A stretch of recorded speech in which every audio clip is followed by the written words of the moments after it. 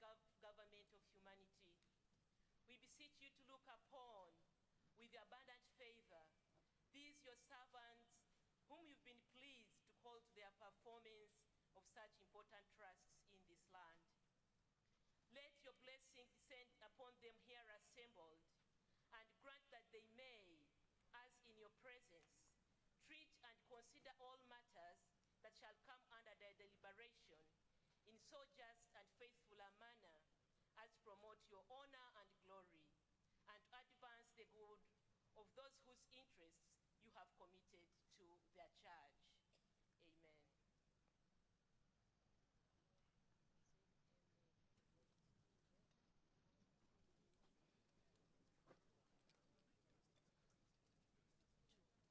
Proclamation.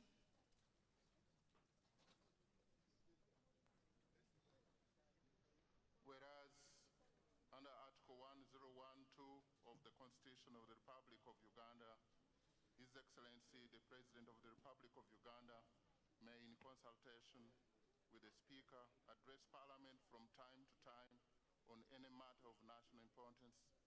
Aware that His Excellency the President of the Republic of Uganda has, in accordance with Article 1012, indicated to the Speaker of Parliament his intention to address Parliament and the nation on the national budget for the financial year 2026-2027.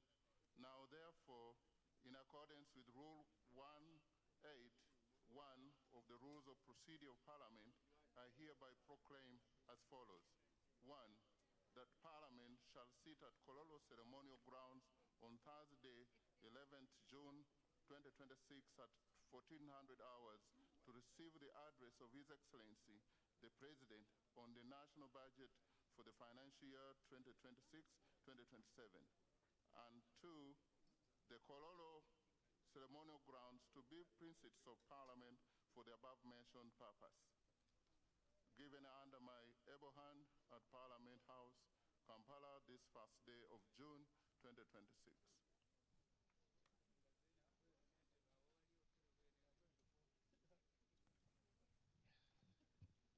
Administration of oaths.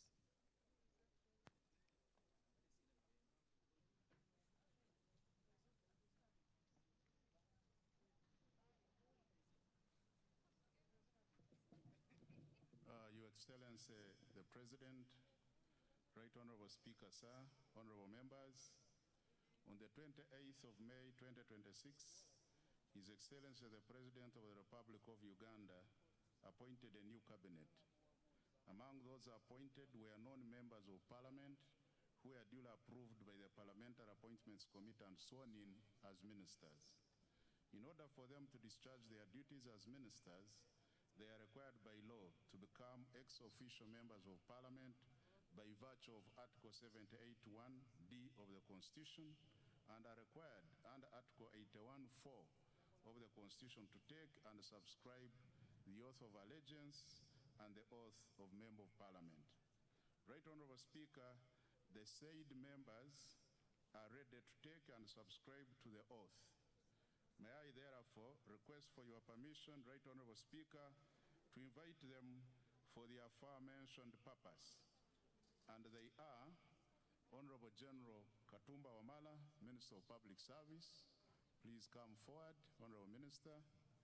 Honorable Sebugwao Joyce Juliet Nabosa, Minister of State for Information, Communications, Technology, and National Guidance, Information. Honorable Siraj Musa Ali, Minister of State for Works and Transport, Works. I seek for your permission, sir, to allow them to access the chambers. Permission granted.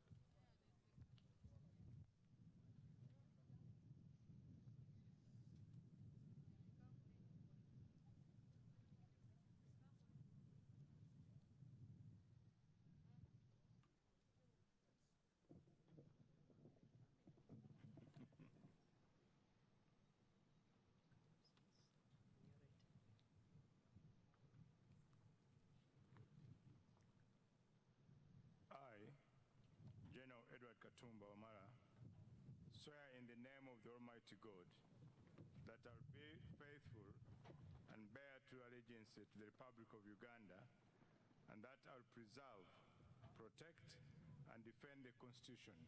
So help me God. I, General Edward Katumba Wamala, swear in the name of the Almighty God that I will give faithful service to this Parliament and support and uphold the Constitution of the Republic of Uganda as by law established. So help me God. Congratulations, Honorable General.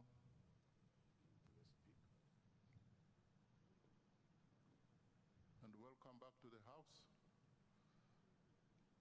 Thank you. You'll need to append your signature to confirm that oath you've just made, and you'll receive a copy of the Constitution and the rules of procedure to enable you execute your duties as a member of Parliament. Kindly turn it.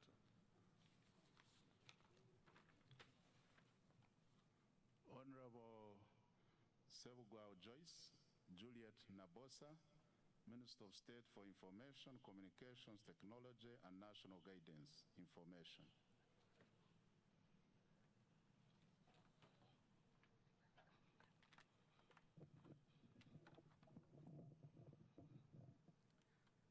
I, Joyce Juliet Nabosa Sebugwao, swear in the name of Almighty God that I will be faithful and bear true allegiance to the Republic of Uganda, and that I will preserve, protect, and defend the Constitution, so help me God.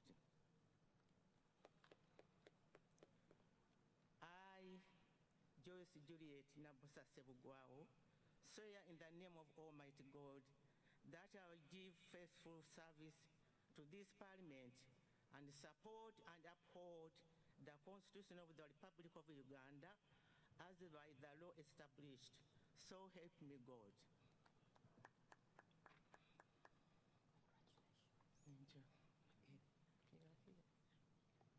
Congratulations, and honorable members, you can join me in receiving Honorable Wechtiwa, Minister. Congratulations, Mama, for catching the eye of the appointing authority. You will append your signature somewhere here to affirm, to attest to the oath you've just made, and they will give you a copy of the Constitution and the rules of procedure to enable you execute your mandate as a member of Parliament with all rights except for voting.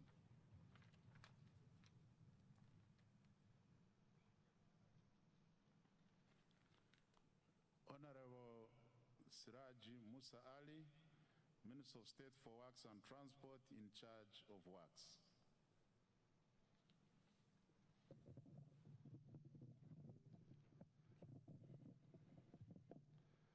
I, Siraj Musa Ali, swear in the name of the Almighty God that I will be faithful and bear true allegiance to the Republic of Uganda, and that I will preserve, protect, and defend the Constitution, so help me God.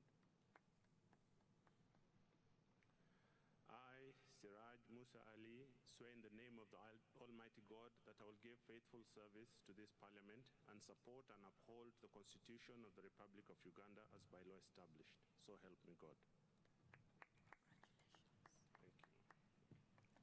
Congratulations, Honorable Siraji Musa Ali, upon your appointment and upon making your oath. We have place for you there and another place down. We have a copy of the Constitution and the rules of procedure of this House that will enable you to execute your mandate as a member of Parliament. Congratulations once again.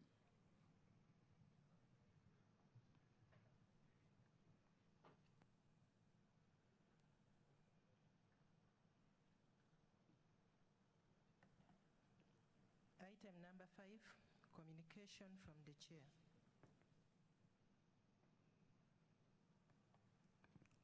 Your Excellency, the President of the Republic of Uganda, General Yoweri Kaguta Museveni, Her Excellency, the Vice President, Major Retired Alupo Jessica Epel, the Right Honorable Deputy Speaker,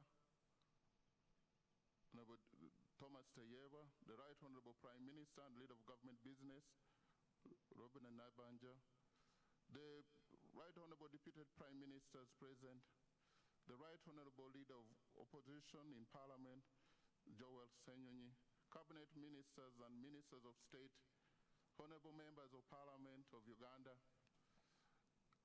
the Chairpersons and Members of Constitutional Commission, the Head of Public Service and Secretary of Cabinet, Madam Lucy Nachobe Mbonye, the Auditor General, the Permanent Secretary present, if they are here, all the chiefs, service chiefs present, the Governor, Bank of Uganda, distinguished guests, ladies and gentlemen, I welcome you all to this 5th sitting of the first session of the 12th Parliament. Your Excellency, just 7 days ago, on Thursday, 4th June 2026, you delivered at this very venue a clear and a concise address on the state of the nation, in which you reiterated the need for results-oriented, accountable, and transformative leadership at all levels as a catalyst for national transformation. Your Excellency, as we pride in the honor of hosting you once again here today, I take the privilege of informing you that the members of this 12th Parliament not only heard, but also listened keenly and embraced your words of wisdom. The fight against corruption and non-performance is not the executive's fight alone. It is Parliament's fight as well. And together in harmony as a nation, we will win it. Honorable members, during today's sitting, His Excellency the President will deliver the budget speech for the financial year 2026-2027 in fulfillment of his constitutional obligation under Article 1151 of the Constitution of Uganda, which states that the President shall cause to be prepared and laid before Parliament in each financial year, but in any case not later than the 15th day before the commencement of the financial year, estimates of revenues and expenditures of government for the next financial year. Honorable members, today's budget speech crowns an elaborate consultative budget process which began in September 2025 with the issuance of the first budget call circular and the subsequent participation of various ministries, departments and agencies, local governments, development partners and civil societies, among others. Your Excellency, the relationship between the 12th Parliament and the other arms of government will be complementary and people-centered. The 12th Parliament will focus on public expenditure tracking and budget oversight through the various parliamentary committees to ensure that public funds are used for the purpose for which they are intended and in line with the approved work plans. I therefore implore whips to supply the list of their members to the various parliamentary committees pursuant to Rule 16(2)(d) and Rule 163 and 164 of the Rules of Procedure of Parliament. This will pave way for the timely operationalization of our committees. Your Excellency and honorable members, the 12th Parliament will empower its committees to effectively support government programs through efficient and effective monitoring, or especially through the high-impact projects under the National Development Plan 4. These core flagship projects are strategic catalysts for our tenfold growth strategy. In addition, members of Parliament will strengthen oversight of government wealth creation and development funds under the parish development model, Uganda Women's Entrepreneurship Program, Yoga, among others. The 12th Parliament is firmly aligned to the government's objective of moving the approximately 38% of our population from subsistence to the formal money economy. Your Excellency, and honorable members, the legislature looks forward to a productive financial year 2026-2027 in line with our national development aspiration. I thank you for your kind attention.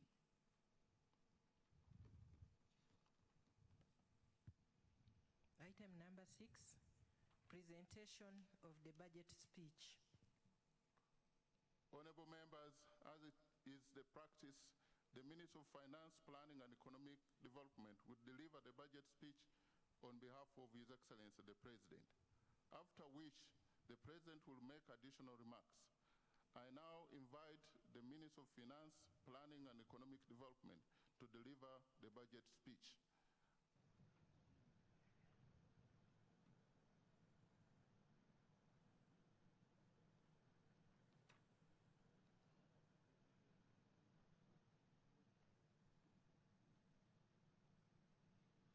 Thank you, Right Honorable Speaker, for the opportunity granted. I did not grant you an opportunity, but you have accessed the microphone. What do you have to say? Your Excellency, I take cognizance of your presence in the House. Right Honorable Speaker, my procedure matter arises under Rule 11, Sub-Rule 5, and the Rule 26, Sub-Rule 2 of our Rules of Procedure. Right Honorable Speaker, specifically, Rule 11, Sub-Rule 5, verbally reads, the constitution of the Commission under this rule shall be done during the first meeting of the first session of a new parliament. Right Honorable Speaker, I'm aware that the side of the leader of opposition has already nominated the commissioner amongst the 4 bench commissioners. That is Honorable Nambeshi. But the side of the government, we have not seen any commissioner. Since the government chief whip is in place, isn't it procedurally right that we constitute this house to its fullest, so that to mandate its function? Right Honorable Speaker, the house looks to move in a half. It's in a amoeba shape, in a Mongolo shape. And this is the mother of corruption, Right Honorable Speaker. In line with Rule 26 of our Rules of Procedure, the rules are clear that in formation of the order paper for every sitting, there must be the business committee in consultation to your consent to come up with the order paper that the House has to follow. I'm wondering, Right Honorable Speaker, if it's not risky on your side, determining the entire task of the business committee just on your shoulder. And the members, if we move the House in such a manner, I don't know whether we shall be respecting our own rules.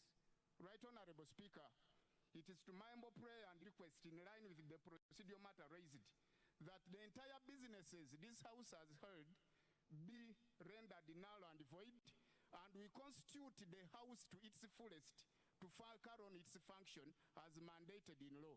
Thank you, Right Honorable Speaker.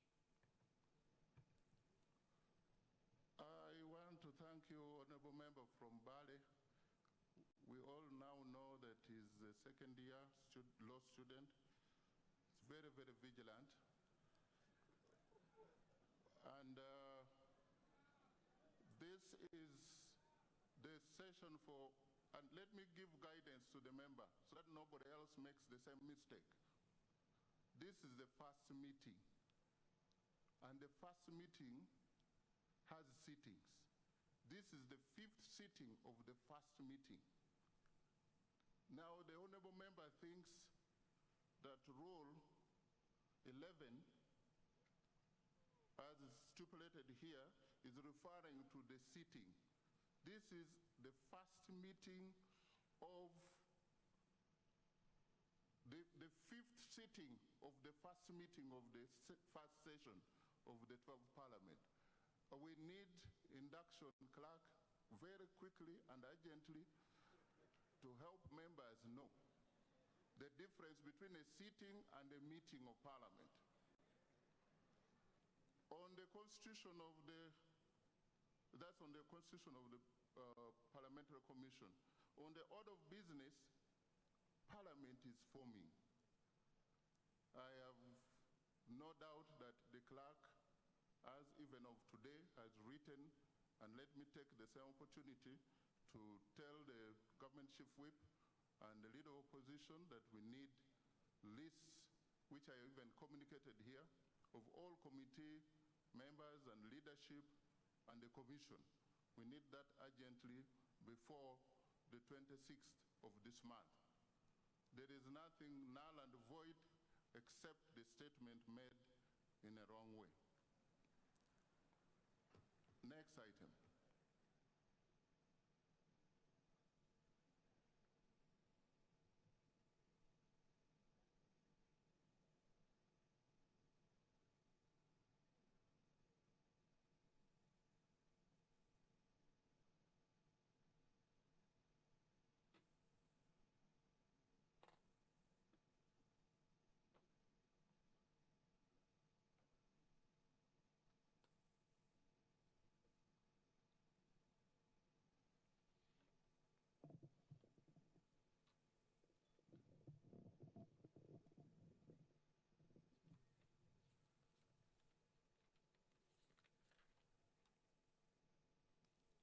Your Excellency, the President of the Republic of Uganda, Your Excellency, the Vice President of the Republic of Uganda, the Right Honorable Speaker of Parliament of Uganda, Your Lordship, the Chief Justice, the Right Honorable Deputy Speaker of Parliament, Your Lordship, the Deputy Chief Justice, the Vice Chairman of the NRM Party, the Right Honorable Prime Minister, the Right Honorable Deputy Prime Ministers, Honorable Ministers and Ministers of State, Your Excellencies, the heads of diplomatic missions, Honorable Members of Parliament, former leaders, traditional leaders, religious leaders, distinguished guests, ladies and gentlemen. Mr. Speaker, sir, in accordance with Article 155 of the Constitution of the Republic of Uganda and the Public Finance Management Act, Cap 171, and on behalf of His Excellency the President, I present to Parliament and the people of Uganda the national budget for financial year 2026-2027 as approved by this Parliament. In this speech, I will, number one, present the recent performance of the economy and the outlook for the year ahead. Two, account to the people of Uganda on commitments made in financial year 2025-2026 that is coming to an end in a few days. Three, highlight government priorities for financial year 2026-2027. And four, outline the strategy for financing the budget.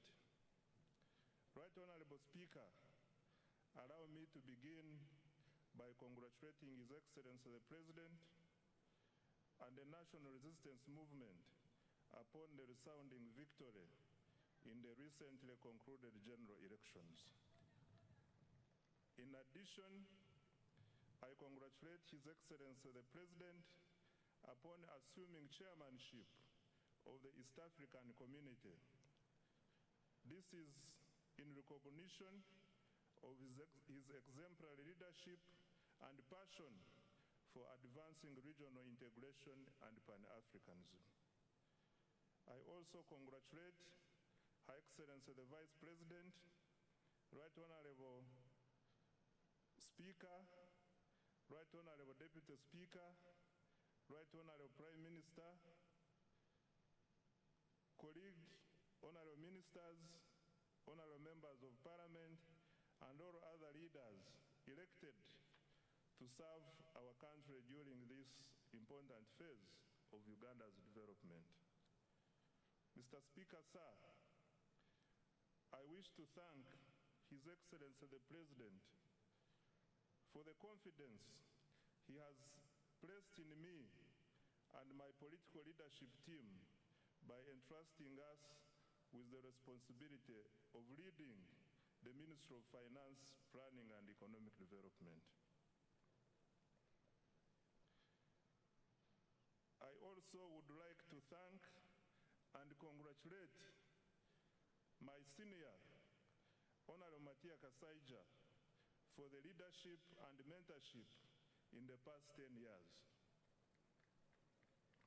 Your Excellency, we accept this responsibility with humility, determination, and a clear understanding of the task before us.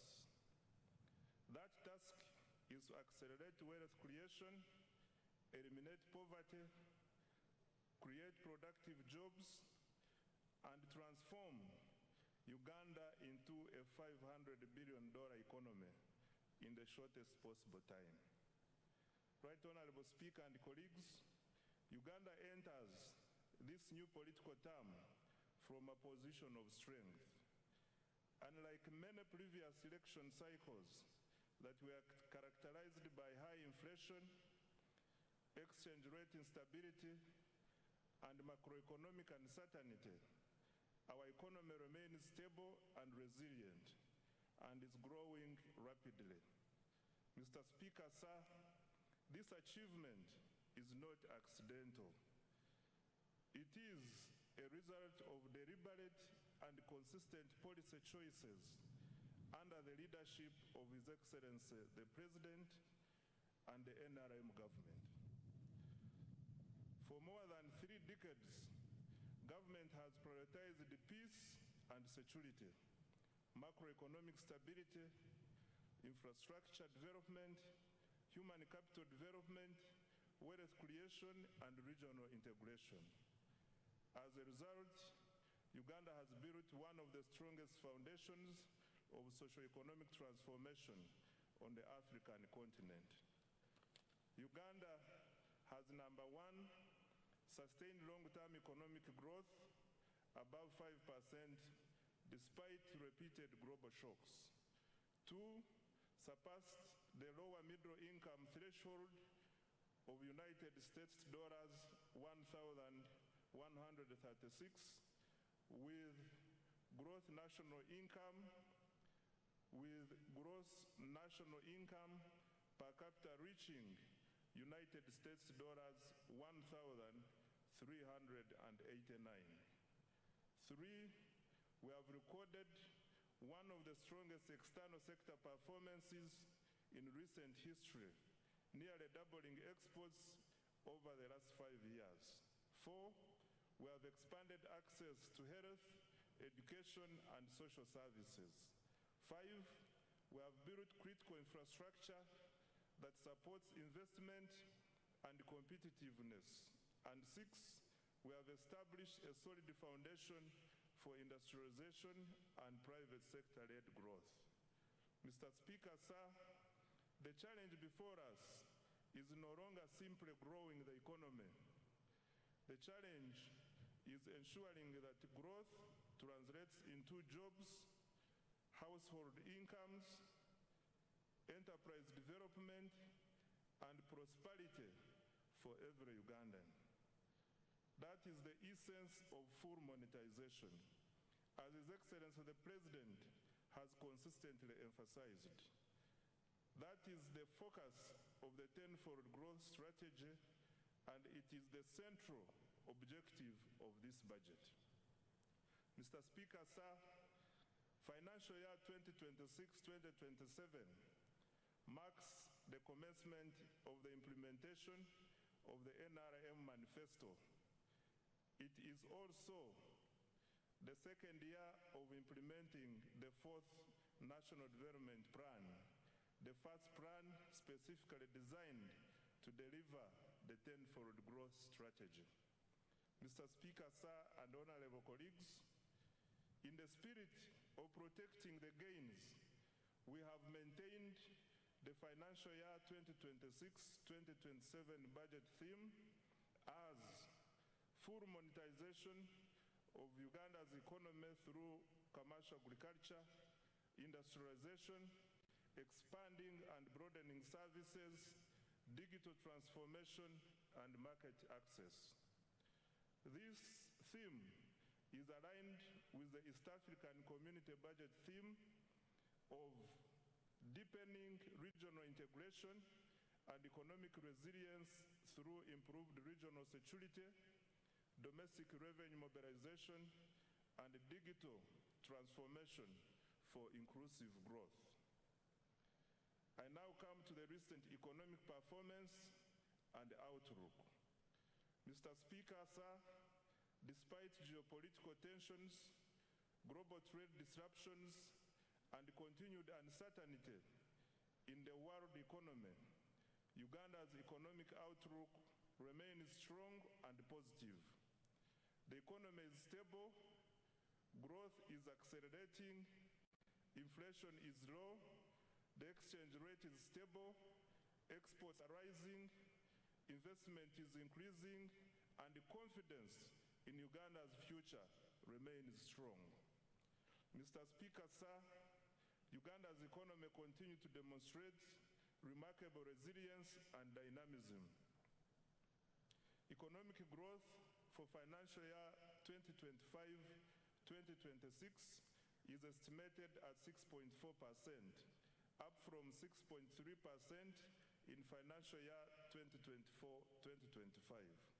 The size of the economy is projected to increase to approximately United States dollars 69.3 billion, equivalent to Uganda shillings 250.4 trillion by the end of June 2026.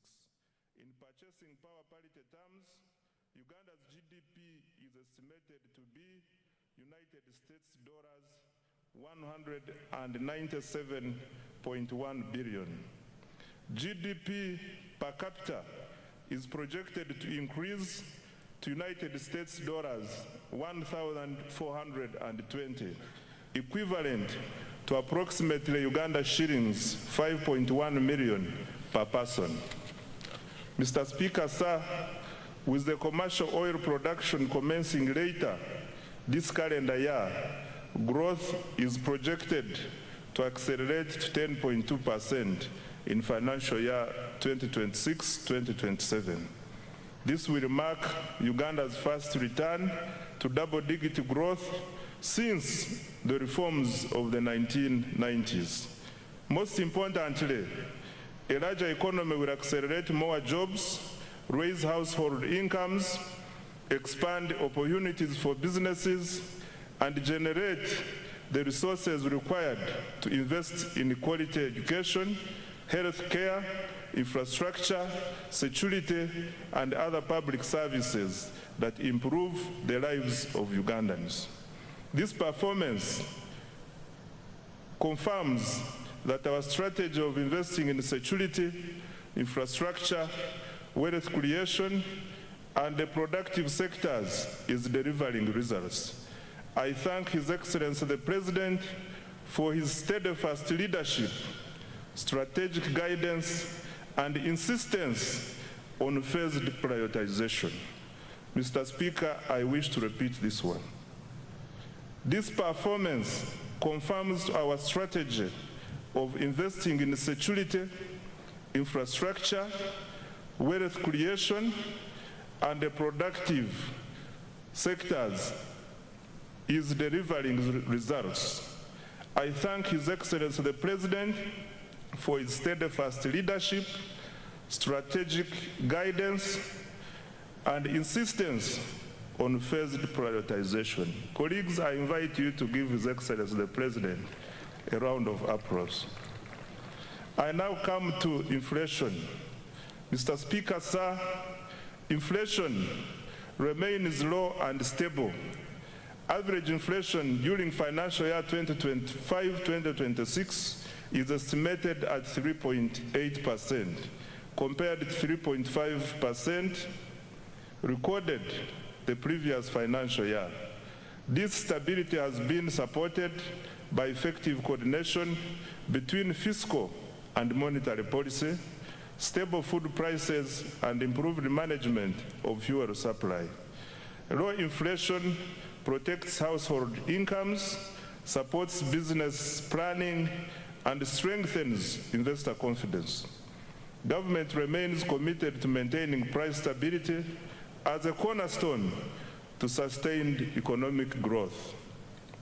Right Honorable Speaker, the strength of an economy is reflected not only in how much it produces, but also in the confidence it inspires among investors, visitors, citizens, and at home and abroad. I am pleased to report that confidence in Uganda's economy continues to grow. Foreign direct investment remains strong at United States dollars 3.2 billion in the 12 months ending March 2026. This reflects growing investor confidence in Uganda's economy. Of even greater significance, investors are increasingly expressing interest in Uganda's small and medium enterprises. Kampala-based startups attracted about United States dollars 30 million in 2025, up from just United States dollars 4 million a year before. This surge signals growing confidence in Uganda's innovation ecosystem and affirms our emergence as a destination for entrepreneurship, technology, and investment. Mr. Speaker, remittances from Ugandans working abroad have significantly increased to US dollars 2.8 billion in the 12 months to March 2026 from US dollars 1.9 billion a year before. Remittances provide an important source of foreign exchange, investment, capital, and household income. Mr. Speaker, sir, tourism has fully recovered from the effects of the COVID-19 pandemic. Tourism receipts increased to United States dollars 1.86 billion in 2025, compared to United States dollars 1.4 billion in 2018-2019, before the COVID pandemic. This remarkable recovery from the lowest receipts of US dollars 562 million recorded in 2020 demonstrates growing international confidence in Uganda as a destination for business, investment, and leisure. Government remains committed to safeguarding and expanding this vital source of foreign exchange and jobs. By increasing investment in tourism infrastructure, the sector, security, and our missions abroad to effectively advance economic and commercial diplomacy. Mr. Speaker, sir, the Uganda shilling remains one of Africa's best performing freely floating currencies. This stability reflects prudent macroeconomic management, a liberalized foreign exchange regime, and a strong foreign exchange inflows from exports, tourism, foreign direct investments, portfolio inflows, and remittances. As a result, Uganda's foreign exchange reserves are now at United States dollars 6 billion. In the 12 months to March 2026, up from United States dollars 3.6 billion a year before. Government's decision to directly import petroleum products through the Uganda National Oil Company, UNOC, has further strengthened supply stability and reduced speculative pressures in the foreign exchange market. We expect the exchange rate to remain broadly stable despite ongoing global uncertainties. On the external sector, Right Honorable Speaker, Uganda's export performance has been exceptional. Over the last 5 years, exports of goods and services have increased by approximately 204%. Total exports earnings reached US dollars 18.04 billion in the 12 months to March 2026 from US dollars 5.93 billion in the 12 months to March 2022. The leading exports include gold, coffee, cocoa, fish products, steel products, sugar, and a growing range of manufactured goods. Our coffee exports reached USD 2.46 billion for the year ending March 2026, up from USD 1.84 billion a year before. Uganda's exports mainly go to the Middle East, which accounts for US dollars 6.3 billion. Africa accounts for US dollars 4.1 billion. Asia accounts for US dollars 2.0 billion. And the European Union accounts for 2.5 billion US dollars. And the rest of the world accounts for 3.1 billion. This success reflects the deliberate government policy focused on industrialization, value addition, export promotion, and market access. The exports are not merely a trade statistic. They are the engine of Uganda's transformation. They generate foreign exchange, they create jobs, they support enterprise growth, and they strengthen economic resilience. As a result of strong export performance, remittances, and investment inflows, Uganda recorded a balance of payment surplus of United States dollars 2.47 billion, 12 months to March 2026, the highest in 15 years. On employment creation, Right Honorable Speaker, the ultimate test of economic policy is whether it improves the livelihoods of our people through productive employment. Uganda's economy is gradually undergoing structural transformation. The services sector now accounts for 50.5% of total employment, up from 47% previously, while the share of employment to agriculture has declined from 40% to 37.1%. On the other hand, industry accounts for approximately 12.4% of total employment.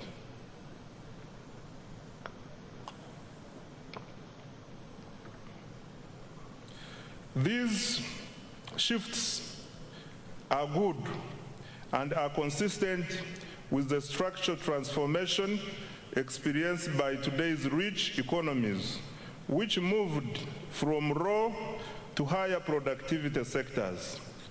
Mr. Speaker, sir, the capacity of our economy to generate formal employment continues to improve. Employment in private formal establishments has increased by 245%, from approximately 672,300 workers in financial year 2016-2017 to over 2,319,683 workers in financial year 2024-2025. This is in addition to the 503,738 public sector jobs and 10,513,14 informal jobs reported in April 2026. This growth in jobs confirms that Uganda's economy is not only growing but also creating productive jobs for Ugandans. This is on account of deliberate government interventions to create jobs through industrialization and wealth creation. However, creating more productive jobs for our rapidly growing population remains an urgent economic priority. This is why government is investing in ATMs and enablers to create jobs at a scale, especially for young people. Going forward, every major intervention in the national budget will ultimately be judged by its contribution to jobs, incomes, and improved livelihoods. On fiscal performance, Mr. Speaker, sir, government's capacity to finance its development agenda using domestic resources continues to strengthen. This financial year, domestic revenue collections are projected at Uganda shillings 35.7 trillion, compared to Uganda shillings 32.3 trillion collected the previous financial year.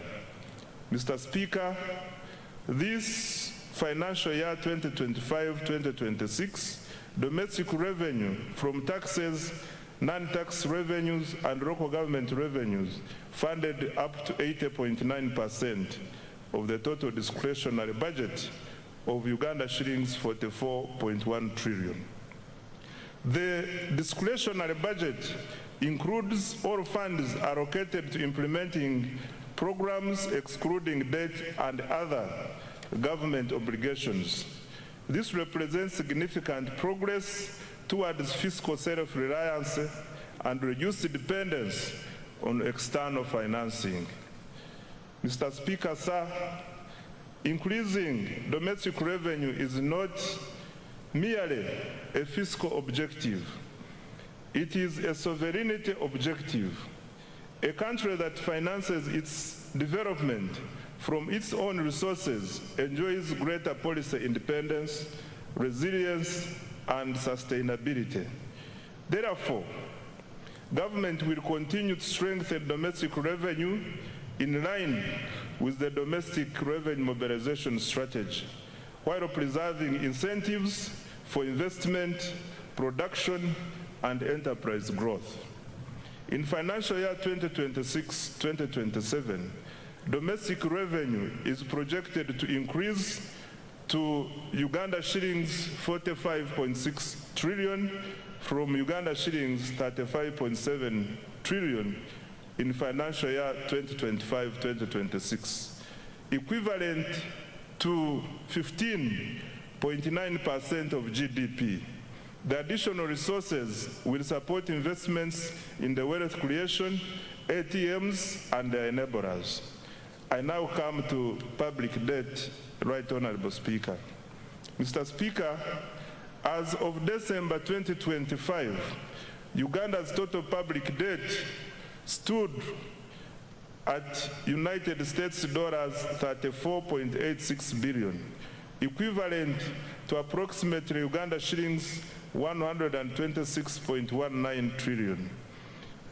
Of this, external debt amounted to US dollars 15.84 billion, while domestic debt was United States dollars 19.02 billion.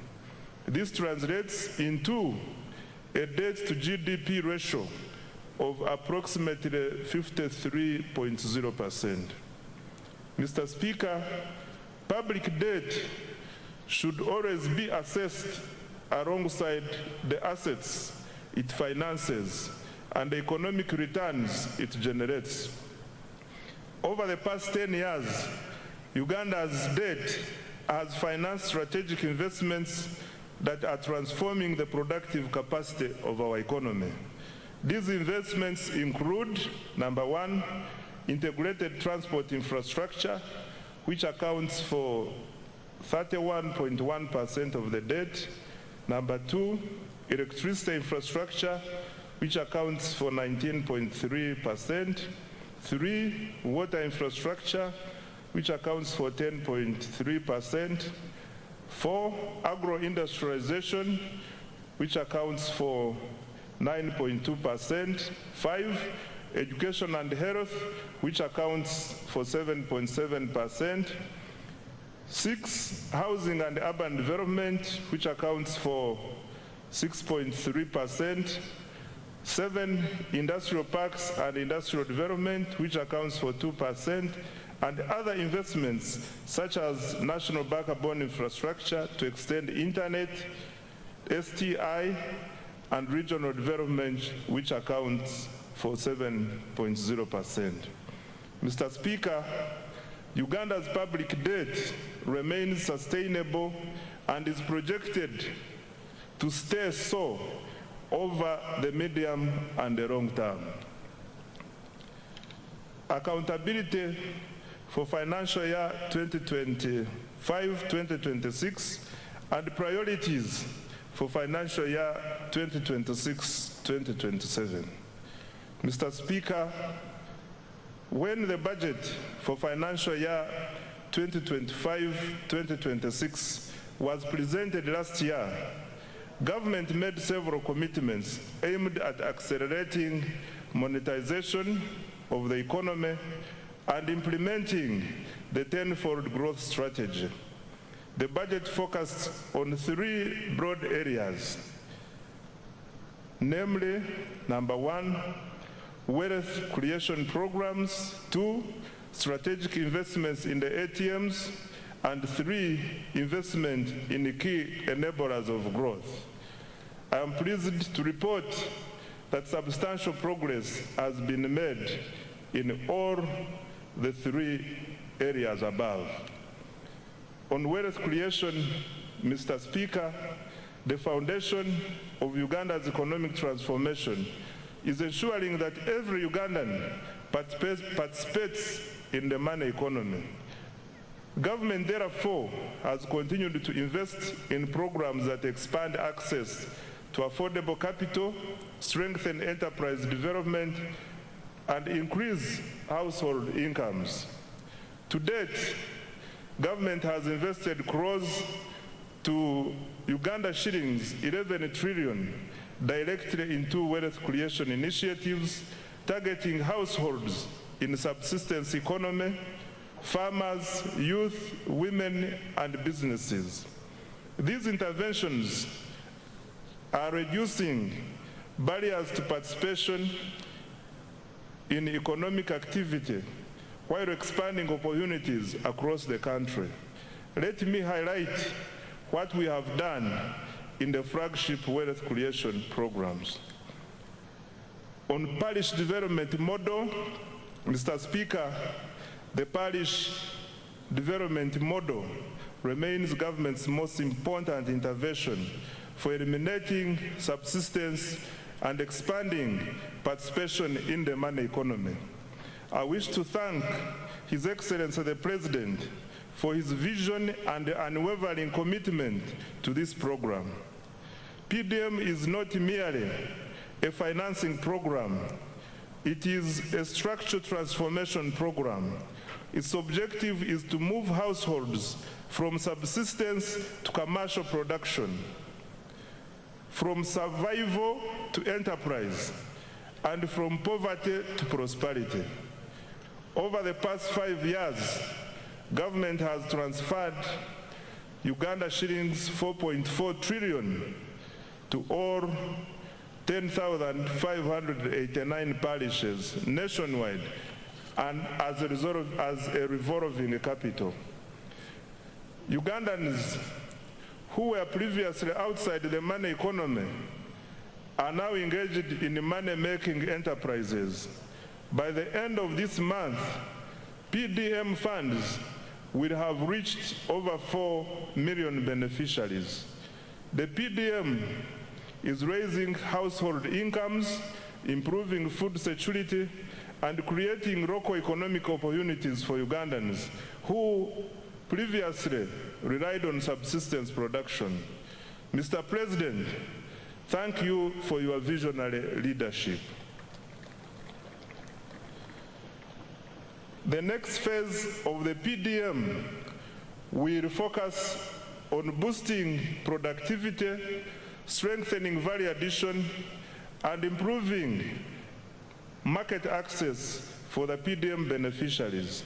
My ministry will seek policy guidance to ensure that the underserved and densely populated parishes, particularly in urban areas, receive adequate funding. Equally important, we will begin a gradual deliberate transition from government transfers to a self-sustaining financial ecosystem. Ultimately, a PDM bank underpinned by strong repayment performance, governance, and value chain development. I now come to other wealth creation programs. Mr. Speaker, in addition to the PDM, government has continued supporting enterprise development through other wealth funds, namely, one, Emyoga. Government has capitalized the program with Uganda shillings 760 billion in revolving funds. To date, 7,148 Emyoga circles have been established with over 2.48 million members and cumulative savings of Uganda shillings 95.3 billion. An additional Uganda shillings 100 billion has been allocated in financial year 2026-2027. Number two, Katale Loan Facility. The government, through the Microfinance Support Center, introduced this wealth fund to expand access to affordable working capital for market vendors and urban informal operators. It is currently piloted in 6 major markets within the Kampala metropolitan area and will be rolled out nationwide in financial year 2026-2027. The piloted markets are St. Barikudembe, commonly known as Owino, Nakawa, Karerwe, Busega, Nakasero, and Gaba markets. The facility is providing working capital loans at an interest rate of 8% per annum. 3, the Small Business Fund.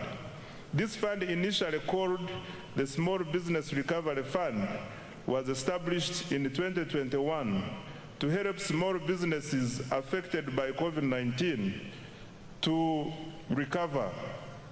The fund has disbursed over Uganda shillings 82.1 billion to more than 4,031 small and medium enterprises. It provides affordable financing of up to Uganda shillings 500 million at a 10% interest rate to formal enterprises employing at least 2 people. 4 is the agricultural credit facility. Government has invested a total of Uganda shillings 371.7 billion in the facility as a co-financing with participating financial institutions. The facility has cumulatively disbursed Uganda shillings 1.35 trillion to more than 14,000 beneficiaries. In financial year 2026-2027, an additional Uganda shillings 47.68 billion has been allocated to further capitalize the facility. 5, large-scale commercial farmers financing scheme.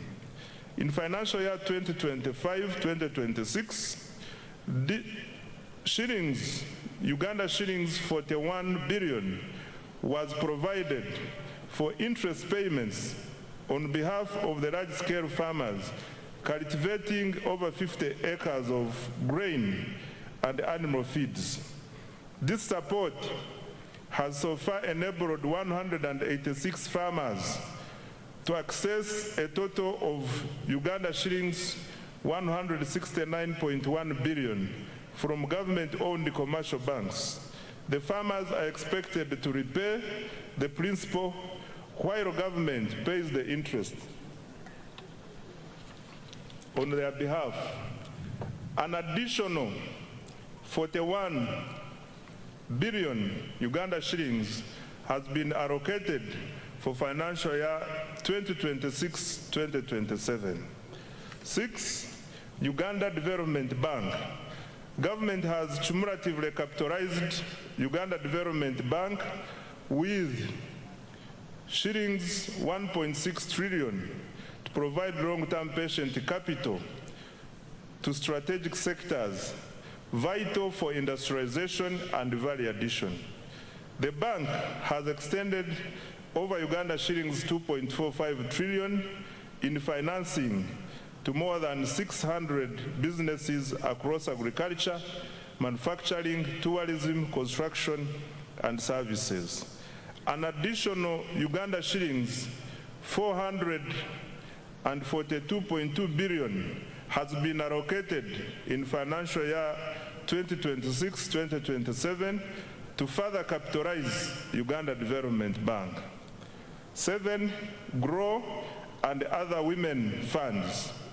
Through the World Bank financed Grow project, Uganda shillings 133.14 billion in soft loans has been extended to 6,584 women-owned businesses to support their transition from informality. This complements Uganda shillings 153.5 billion previously disbursed under the Uganda Women Entrepreneurship Program WEP, which has benefited 244,805 women. 8. Youth empowerment programs. The Youth Livelihood Program has financed 24,859 projects benefiting 275,034 youth at a cost of Uganda shillings 195.4 billion, while 57,849 youth have benefited from the Youth Venture Capital Fund. Number 9 is the revolving fund for the creative artists. Government has provided Uganda shillings 33 billion to establish a revolving fund for musicians and other creatives to promote enterprise growth and job creation. 10. Support to teachers' circles. Government released Uganda shillings 20 billion to private teachers' unions to strengthen teachers' welfare through improved access to affordable credit. This is in addition to the earlier Uganda shillings 25 billion that was provided to Walimu Sacco umbrella structures. Mr. Speaker, sir, these wealth creation interventions have expanded access to affordable capital, strengthened enterprise growth, and created jobs. In financial year 2026-2027, government has allocated an additional Uganda shillings 2.49 trillion in wealth creation programs to accelerate monetization of the economy and expand wealth creation. I now come to accelerating tenfold growth through the ATMs. Mr. Speaker, having expanded access to capital through our wealth creation programs, government is now intensifying investment in the sectors that will drive Uganda's next phase of economic transformation.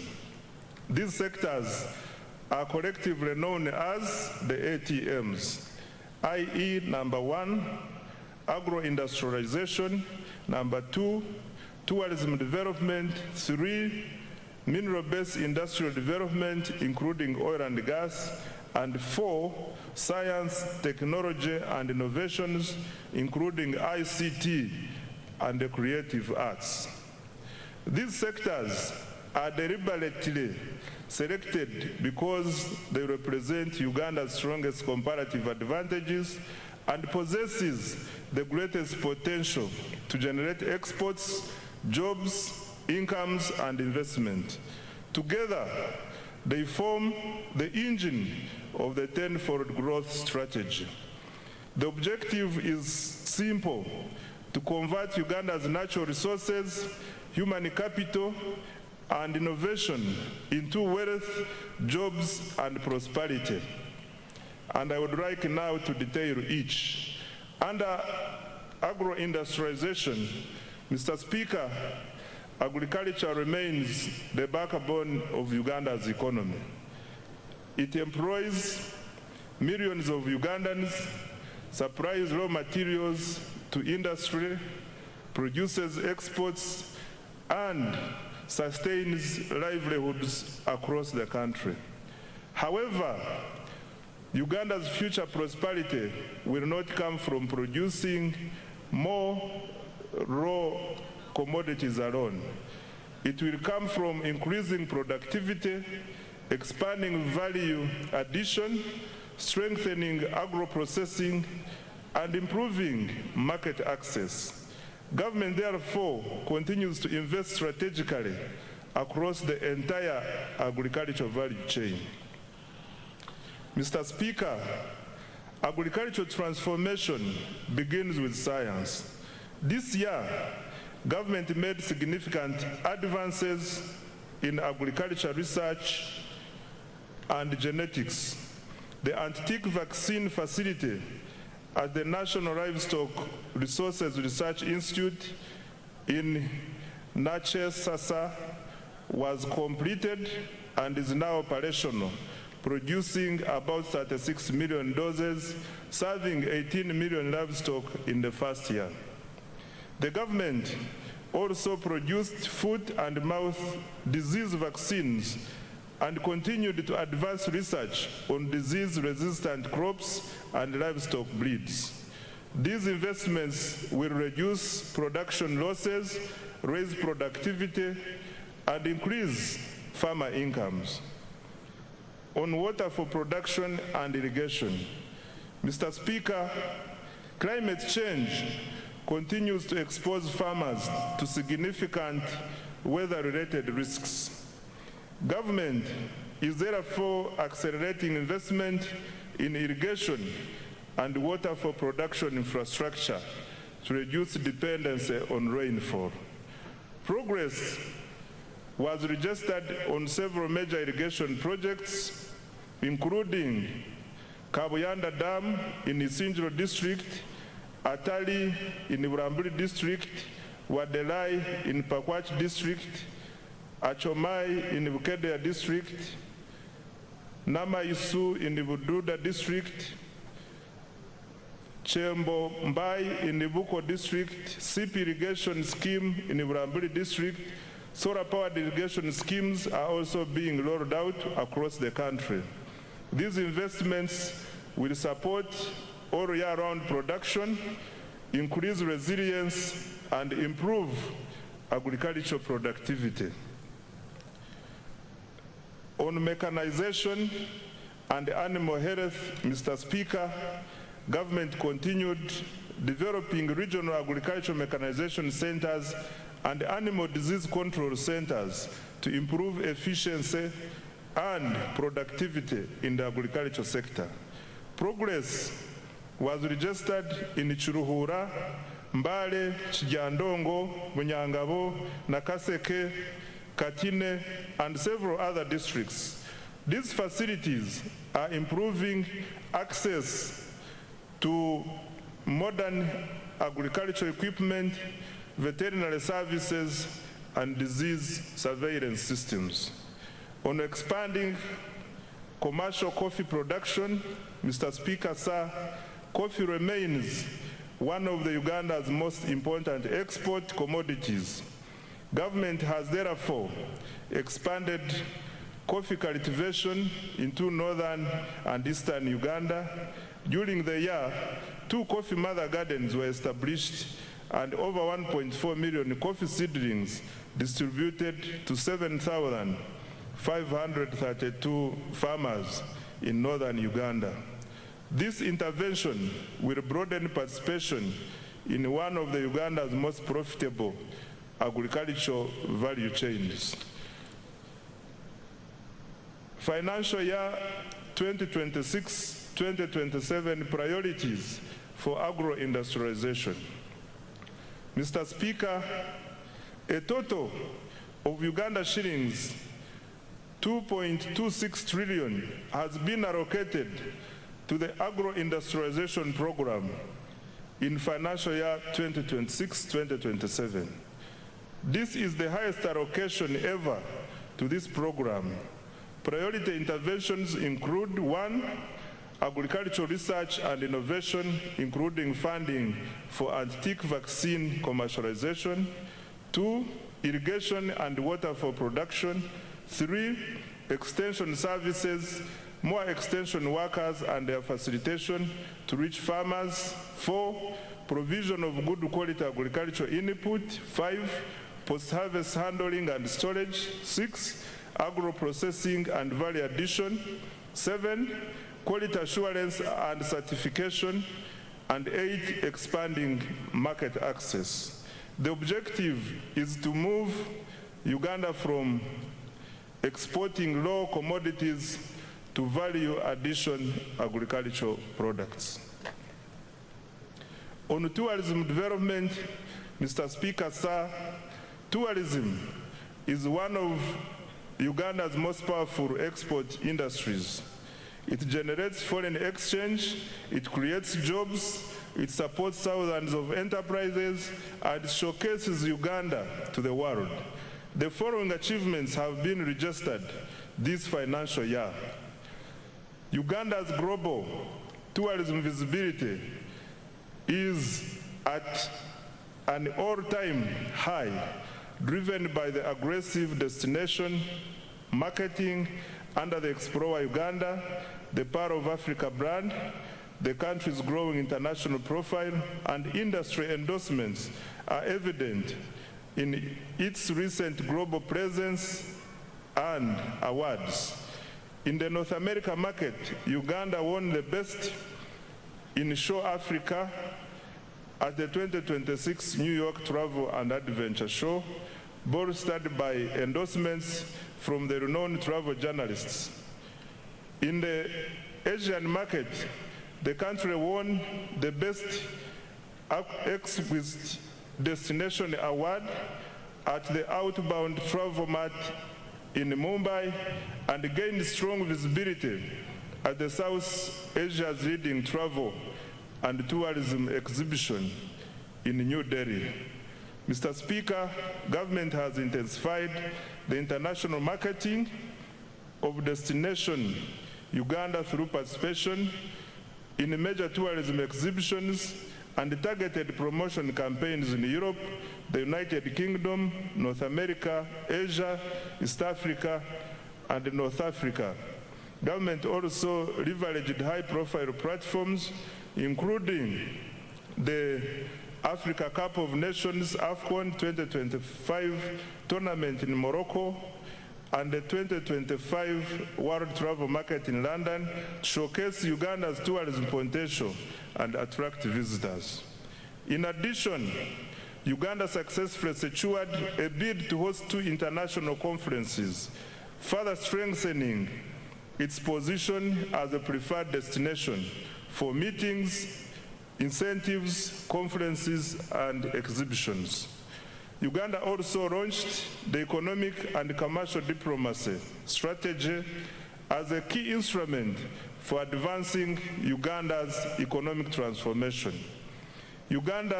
Under this strategy, Uganda missions abroad have been assigned clear performance targets focusing on 4 measurable economic outcomes, mainly tourism marketing, trade promotion, investment attraction, and diaspora mobilization. The economic and commercial diplomacy strategy is contributing to improved economic performance with increased international tourist arrivals and receipts, foreign direct investment inflows, and merchandise export earnings. Government will continue to leverage its missions abroad to market Uganda as a preferred tourism, conference, and investment destination, expand market access for Ugandan products, attract strategic investors, and mobilize the diaspora to support national development. On tourism infrastructure, Mr. Speaker, government continued to invest in tourism infrastructure and attractions. Progress was made in the development of museums and cultural heritage sites in Moroto and Dokoro.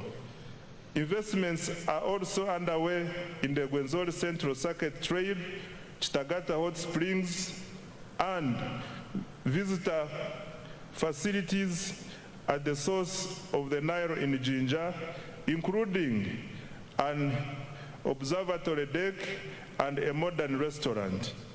Government also established a new wildlife education center in Mbale.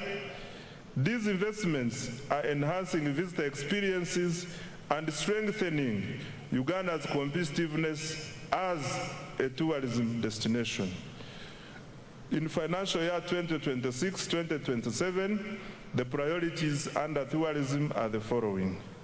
Mr. Speaker, the government has allocated Uganda shillings 567.32 billion to continue developing the tourism sector next financial year. The priority interventions will include: 1, branding and marketing of Uganda as a tourism and investment destination; 2, tourism infrastructure development; 3, construction of highway sanitation facilities and tourism site refreshment centers; 4, improving and enforcing hospitality standards and training; 5, conservation and wildlife protection to increase wildlife population across the national parks; 6, health tourism; and 7, economic and commercial diplomacy. I now come to mineral-based industrial development. Mr. Speaker, sir, Uganda is richly endowed with minerals. However, sustainable transformation will come not from extracting minerals, but from processing and adding value to them. Government strategy is therefore to transform mineral wealth into industrial wealth, and the following steps have been taken in that direction. 1, government intensified mineral exploration and quantification. Geochemical surveys for gold were undertaken in Kasanda, Chiboga, and Mubende districts. Exploration confirmed an estimated 300 million tons of iron ore in Kabale, Rubanda, Ruchiga, Chisoro, Kanungu, Chiruhura, and Hoima districts. Surveys of copper prospects were conducted at the Bukusu carbonatite complex, which also has the potential for rare earth elements, as well as at the Boma and the Gwensakara sites. Evaluation of uranium, manganese, lithium, and nickel deposits is also ongoing across the country. Number 2, to add value to Uganda's limestone, a new clinker factory was commissioned in Moroto district to produce inputs for cement production. The factory operates a 6,000 ton per day clinker production line with annual production capacity of 2 million tons of clinker and 3 million tons of cement. The project is expected to save the country up to $260 million annually in clinker imports and create up to 4,000 jobs. Number 3, government continued to make substantial progress towards fast oil. Construction of the East African crude oil pipeline and the central processing facilities is at advanced stage and nearing completion.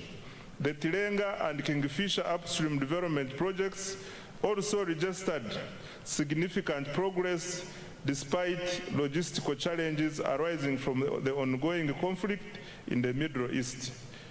During the year, 51 additional wells were drilled, bringing the cumulative number to 199 wells, exceeding the 189 wells required for first oil production later this year.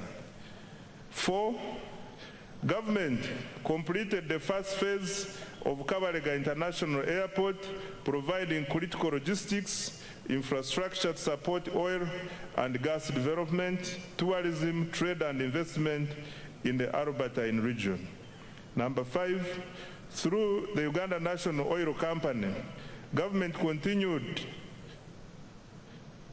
the bulk procurement of petroleum products. This has strengthened fuel security and ensured uninterrupted supply despite disruptions in global energy markets. Consequently, Uganda experienced minimal fuel price volatility compared to several countries in the region. 6, in addition, government through UNOC acquired a 20.15% stake in the Kenya Pipeline Company.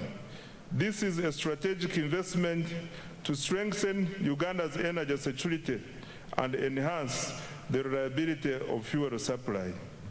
Given that over 95% of Uganda's refined petroleum products are imported through the Kenyan corridor, this investment will help secure access to critical petroleum infrastructure and support more predictable fuel supply and pricing. Financial year 2026-2027 priorities for minerals and oil and gas.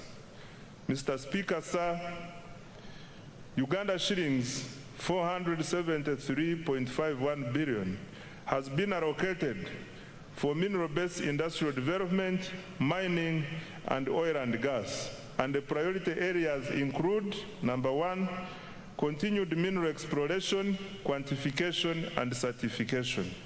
Number 2, continued capitalization of the National Mining Company. 3, establishment of the mineral market and buying centers. 4, operationalization of ECOP. And 5, development of the oil refinery. I now come to science, technology, and innovations. Right Honorable Speaker, no country has achieved rapid economic transformation without innovation. Science, technology, and innovation, including ICT and the creative arts, are critical drivers of productivity, industrialization, and competitiveness. They provide the tools to modernize production, create high-value jobs, and expand Uganda's participation in the global knowledge economy. For Uganda to achieve a tenfold expansion of the economy, STI is going to be at the center of our development strategy. Mr. Speaker, commissioning the Chira vehicle plant in Ijinja marked a major milestone in Uganda's industrialization journey and demonstrates the country's growing technological capabilities. The plant has the capacity to produce up to 2,500 buses annually. Despite being in its early stages of operation, Chira Motors has already made bus sales worth Uganda shillings 21.6 billion and received orders for 450 buses from Uganda and the region. The quality and reliability of its products were further demonstrated through the successful Par to Cape electric expedition, during which the Kayora electric bus traversed more than 13,000 kilometers across Africa.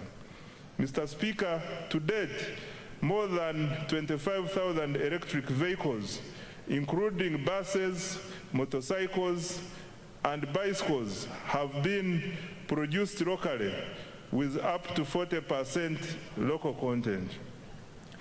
In a further boost to the sector, Solar Power completed the construction of East Africa's first production scale lithium-ion battery assembly plant in Uganda.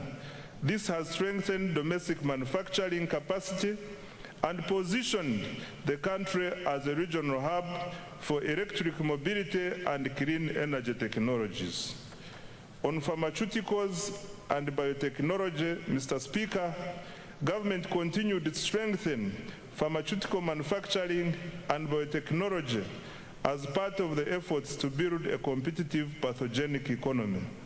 Uganda is deliberately supporting the domestic production of medicines, vaccines, diagnostics, and other health products, while promoting research, innovation, import substitution, export growth, and resilience in the health sector. Significant progress was registered through strategic investments in and government procurement from local pharmaceutical and biotechnology companies, including Macrohim Scientifics, Day Pharma, Jena Herbal, and other emerging manufacturers. Macrohim Scientifics has established itself as a leading African manufacturer for rapid diagnostic kits, recording annual sales of approximately United States dollars 75 million from products used in the diagnosis of malaria, HIV/AIDS, and sickle cell diseases. Day Pharma has operationalized manufacturing lines for generic, oral solid, and liquid medicines, and secured approvals from the National Drug Authority for a range of essential medicines. Jena Herbal, the manufacturer of Covidex, has established a pharmaceutical manufacturing facility in Soroti, expanding Uganda's capacity to produce health products locally and strengthening the country's pharmaceutical value chain. These investments are improving health security, reducing imports, and creating high-value jobs. On advancing Uganda's space science, Mr. Speaker, government has strengthened Uganda's space science and satellite technology capabilities. Government established modern ground satellite infrastructure at the Uganda National Space Center at Mpoma Mukono district. This has enabled our scientists to successfully deploy a climate camera to the International Space Station. This has expanded the country's capacity to generate real-time data for climate monitoring, environmental management, disaster preparedness, and evidence-based decision-making. On value addition under STI, Mr. Speaker, government has intensified agro-industrialization initiatives driven by scientific innovation aimed at increasing value addition, branding, and export competitiveness.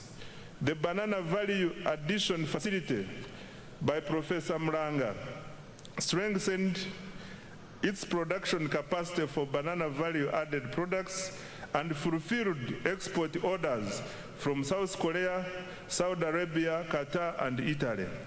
In addition, government has invested in the establishment of the coffee park in Ntungamo. The Africa Coffee Park has innovated 18 products of value-added coffee ready to go into the market for roast, freeze-dry, and spray-dry high-level technology.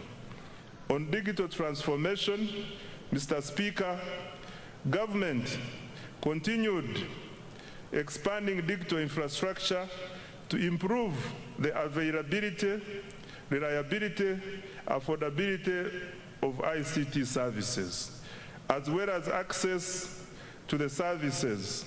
During the year, an additional 879 kilometers of fiber optic cable were installed, bringing the national fiber backbone to approximately 62,941 kilometers.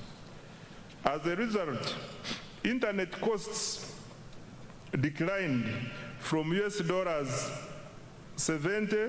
to $35 per megabyte per second.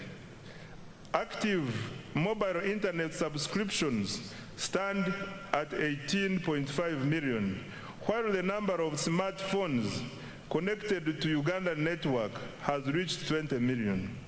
Total registered mobile telephone subscriptions have reached 57.3 million, placing Uganda among the most connected markets in the region. The increased penetration of mobile telephones has increased financial inclusion and improved access to e-commerce, telemedicine, marketing, and agricultural information for farmers. In the year ending March 2026, mobile money transactions rose by 29% to Uganda shillings 392.7 trillion. Active mobile money accounts stood at 36.7 million. As at 31st March 2026, the number of mobile money agents had reached 1.22 million. I now come to creative arts. Mr. Speaker, to protect intellectual property and artistic works, government enacted the Copyright Enabling Rights Amendment Act 2025. Government also established the Uganda Creatives Revolving Fund to provide affordable financing circles in the creative economy. By December 2025, approximately Uganda shillings 18.99 billion had been disbursed to 50 circles of musicians, benefiting 3,047 individuals, of whom 62% are youth and 43% are women. Government is also finalizing the acquisition of a dedicated home for creative artists to serve as a common user facility for young talents to create wealth and jobs. The priorities for financial year 2026-2027 under STI, ICT and creatives are the following. Mr. Speaker, Uganda shillings 1.140 trillion has been provided in the new budget for science, technology, innovation, ICT, and the creative industries. The priorities next financial year include: 1, commercialization of innovations, especially Chira, motor vehicles, coffee, dairy farmer, drugs, and vaccines, and banana products. Number 2, establishment of a high-tech city. 3, additional investment in science, research, and innovation. 4, expansion of digital infrastructure to increase coverage, reliability, and affordability of internet, government services, and e-commerce. 5, growth of business process outsourcing for job creation. 6, expanding the free-to-air TV signal. And 7, strengthening intellectual property protection. I now come to enablers. Mr. Speaker, government also continued to invest in the key enablers of socio-economic transformation in line with the NDP 4 and the 10-fold growth strategy. These include human capital development, infrastructure, security, and the rule of law, as well as domestic revenue mobilization to finance the transformation agenda. Under enabler number 1, which is peace, security, and rule of law, Mr. Speaker, peace, security, and rule of law are the foundations of development. Without peace, you cannot create prosperity. Without security and the rule of law, there is no investment. Without stability, there is no growth. Mr. Speaker, I wish to repeat this.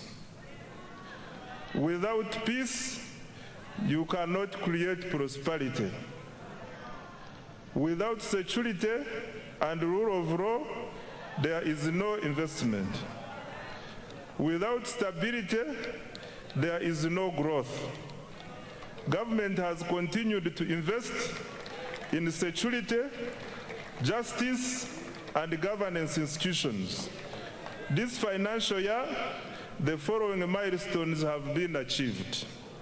1, the government continued strengthening security infrastructure, intelligence services, and operational capacity while improving the welfare of our security personnel in the UPDF, police, prisons, and intelligence services. 2, Uganda remains one of the region's most stable countries.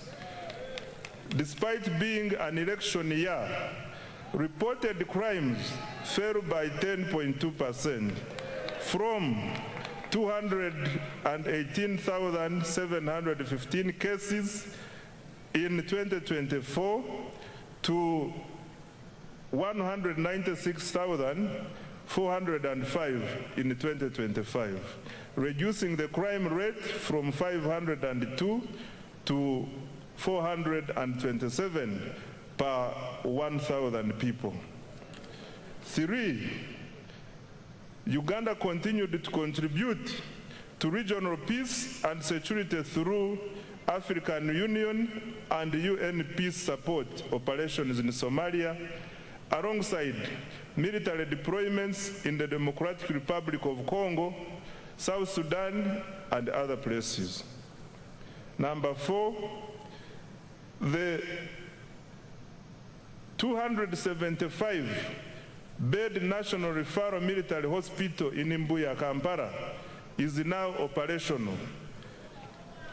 It attends to an average of 150 patients per day for services including dialysis, dental care, physiotherapy, and ENT. Number 5, construction of the UPDF military headquarters in Mbuya is 70% complete. In addition, over 230 housing units and new administrative blocks for the Air Force and Marines are under construction to enhance personnel welfare and operational efficiency. Number 6, government provided over Uganda shillings 1.697 trillion to the relevant institutions to organize the recently concluded successful general elections. Number 7, mass enrollment and issuance of national identity cards progressed well.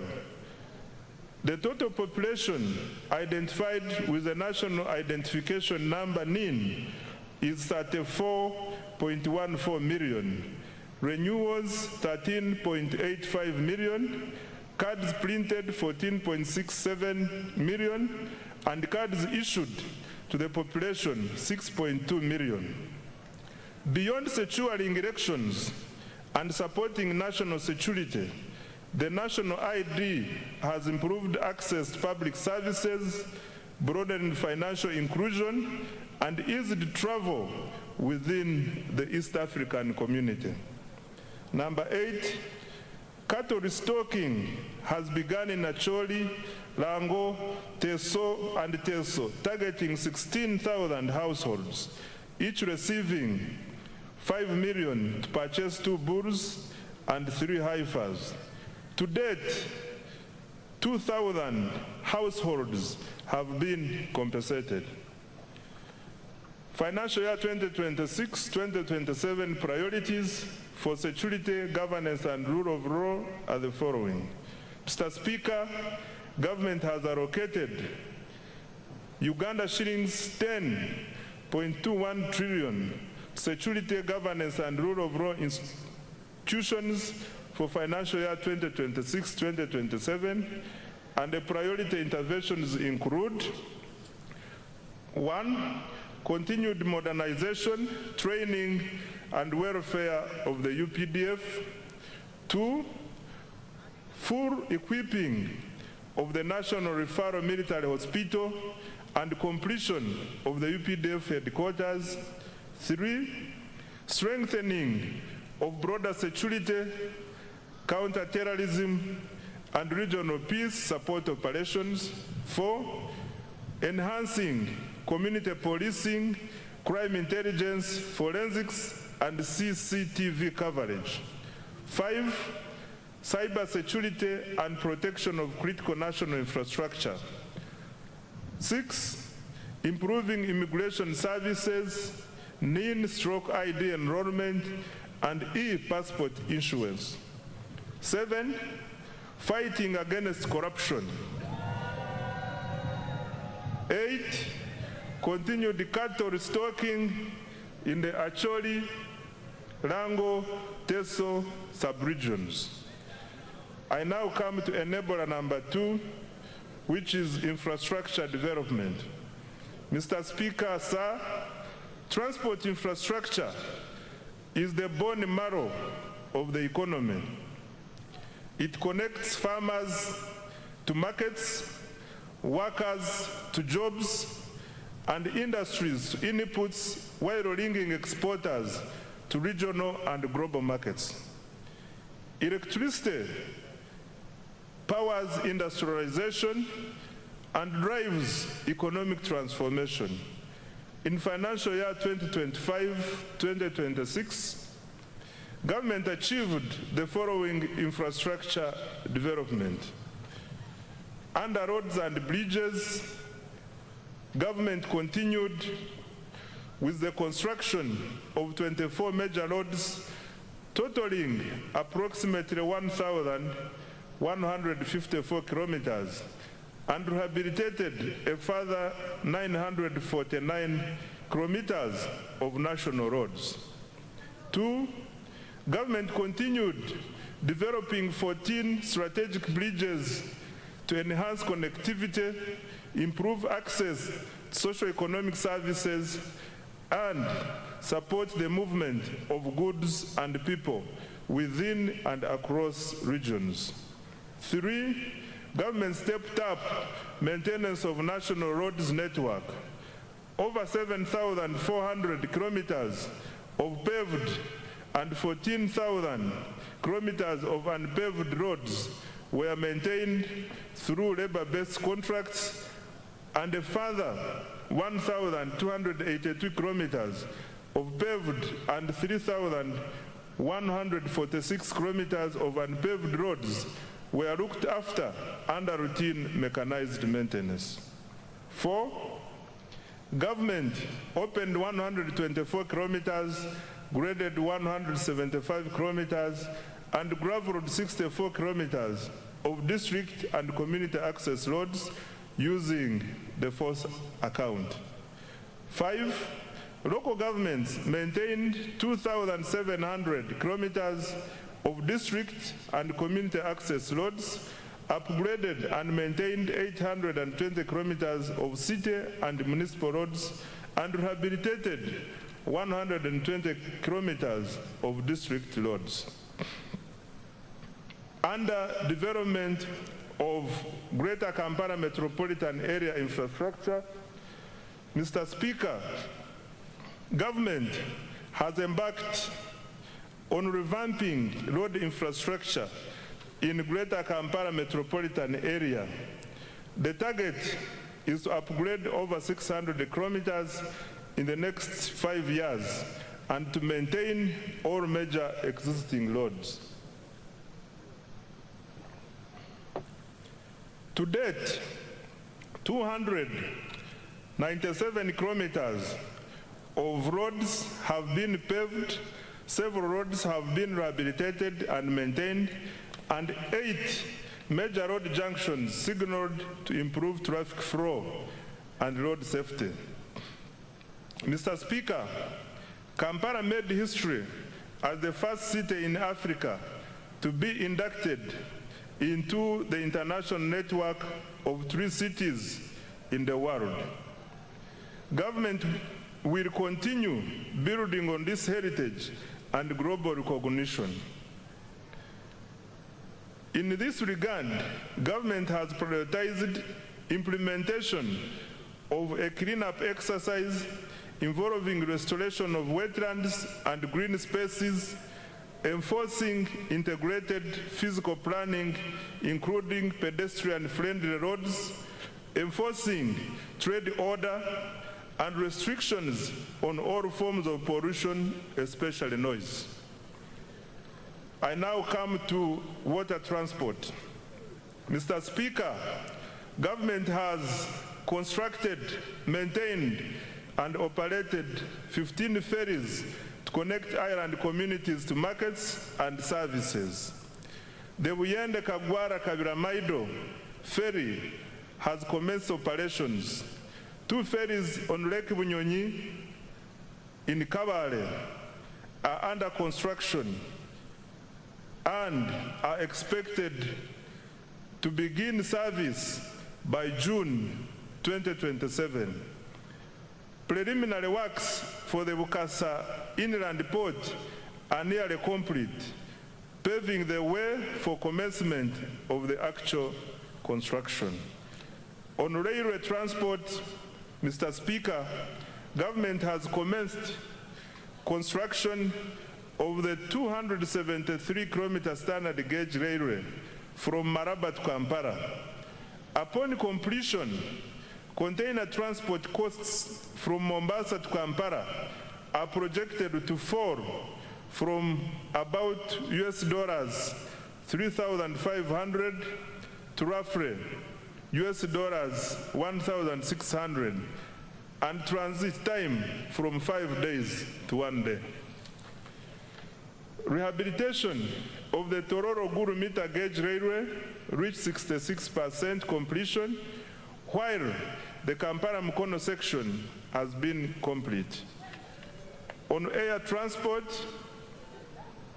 Mr. Speaker, with regard to air transport, physical works for Kabalega International Airport are complete. Government is now finalizing operational requirements to get the airport ready for first oil and AFCON 2027. Construction of Kidepo International Airport is underway to boost tourism in Karamoja. Phase 1 of Entebbe International Airport's rehabilitation and expansion is complete, with a new passenger terminal and expanded cargo facility. The passenger terminal capacity has risen from 2.0 million to 3.5 million travelers per year. 12 regional aerodromes have been maintained to support regional connectivity for tourism and trade. Government is strengthening Uganda Airlines as critical transport infrastructure to enhance international connectivity for tourism, trade, investment, and the diaspora. In order to enhance operational efficiency, expand and modernize the fleet, government is further capitalizing the airline by acquiring 8 additional new passenger aircrafts. The financial year 2026-2027 priorities for transport are the following. Mr. Speaker, Uganda shillings 8.79 trillion has been allocated next financial year for transport infrastructure development, and the priority areas will include, number 1, construction of the Maraba-Kampala standard gauge railway and completion of rehabilitation of the meter gauge railway. Number 2, construction, upgrade and maintenance of national, city, district, urban and community access roads. Number 3, construction and maintenance of strategic bridges. 4, development of water transport systems such as ferries and ports. 5, operationalization of Kabalega International Airport and continued upgrade of regional aerodromes. And 6, expansion of the Uganda Airlines. I now come to the energy development. Mr. Speaker, sir, reliable and affordable energy is essential for industrialization and socio-economic transformation. Government continues to invest heavily in electricity generation, transmission, and distribution infrastructure. In financial year 2025-2026, government achieved the following in energy development. 1, continued development of hydro, solar, and other energy projects, alongside preparatory work for future nuclear investments. Installed generation capacity now stands at 2,098 megawatts, and the government's medium to long-term target is 52,482 megawatts to support industrialization, urbanization, and economic growth. 2, continued expansion of energy transmission and distribution infrastructure. Completed and continued construction of multiple lines, including the Kore-Guru-Nebi-Arua line, 132 kV, the Kampala Metropolitan Transmission Line, 132 kV, including 2 associated mobile substations, Mirama, Kabale, 132 kV, Karuma Tororo, 400 kV, Tororo Resource, 400 kV, Mutundu Entebbe, 132 kV, and Lira Guru Agago, 132 kV. Good progress has also been made on substations serving industrial parks in Mbale, Kapeka, and the Kabalega Petrochemical Industrial Park. 3, the share of households in rural areas connected to grid electricity has nearly doubled in the 3 years, from 6.8% in financial year 2021-22 to 11.4% in financial year 2024-2025. 4, through Uganda Energy Credit Capitalization Company, government commenced construction of 4 small mini hydro power sites expected to generate 5 megawatts of electricity. These sites will be completed in March 2027 and will provide reliable power to very hard to reach and remote areas. Further, under the Electricity Access Scale-Up project, 419,592 off-grid solar connections have been made countrywide. Financial year 2026-2027 priorities for the energy sector are the following. Mr. Speaker, government has allocated Uganda shillings 2.07 trillion to energy development, and the priority interventions include: 1, expansion of generation capacity by commencing the 380 megawatt Kiba hydroelectricity plant, a floating solar plant at Isimba, and 500 megawatts of utility scale solar in the Elgon and Acholi regions. 2, preparatory work for nuclear energy generation at Uganda. 3, expansion of transmission and associated substation infrastructure. 4, rural electrification. And 5, industrial power connections. I now come to investing in the people.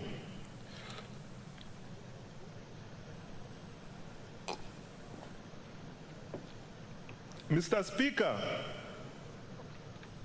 economic transformation is ultimately about people. A healthy, educated, skilled, and productive population is indispensable for sustained growth and shared prosperity. That is why government continues to allocate a large share of the discretionary budget to human capital development, i.e. health, education, water and sanitation, and social protection. During financial year 2025-2026, the following milestones were achieved. Under health, Mr. Speaker, government sustained its policy of progressively increasing investment in essential medicines and health supplies. Accordingly, funding through the national medical stores was increased by Uganda shillings 145.33 billion to Uganda shillings 862.93 billion in financial year 2025-2026. Government will continue to increase domestic financing for essential health commodities with the aim of substantially reducing reliance on donor support.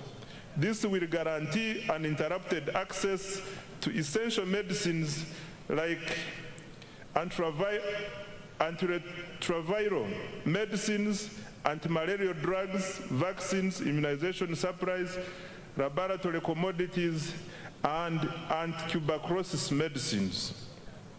Government continued to modernize healthcare infrastructure and equipment. During the year, 17 regional referral hospitals and 25 general hospitals were equipped with neonatal intensive care units. In addition, 14 regional referral hospitals received CT scan machines. Construction and upgrading of 31 health facilities across Karamoja is ongoing. Government also completed high-capacity medical waste incinerators in Fort Portal, Guru, Mbarara, KCCA, and Lira. Busorwe, Gombe, Kaworo hospitals were also rehabilitated. Right Honorable Speaker, government continued to promote preventive health care through immunization, disease prevention, and nutrition programs. Immunization coverage for children under 1 year reached 94%, while first dose measles, rubella coverage reached 93%. Government also conducted nationwide campaigns against malaria, HIV/AIDS, Ebola, cholera, and yellow fever, and promoted nutrition education for children, pregnant women, the elderly, and other vulnerable groups. Government also continued to expand specialized healthcare services in oncology, cardiology, and other fields, reducing the need for treatment abroad. The Uganda Heart Institute conducted 634 cardiac interventions, including open heart, closed heart, vascular, and catheterization procedures. In April 2026, the Uganda Cancer Institute successfully performed the country's first bone marrow transplant. Mr. Speaker, specialized healthcare services will be further strengthened by ongoing investments. The 250-bed capacity cardiac hospital in Naguru, Kampala is 44% complete and expected to be completed by June 2027. The International Specialized Hospital of Uganda at Lubowa is 75% complete and will be completed in December 2027. Mr. Speaker, I wish to repeat this one.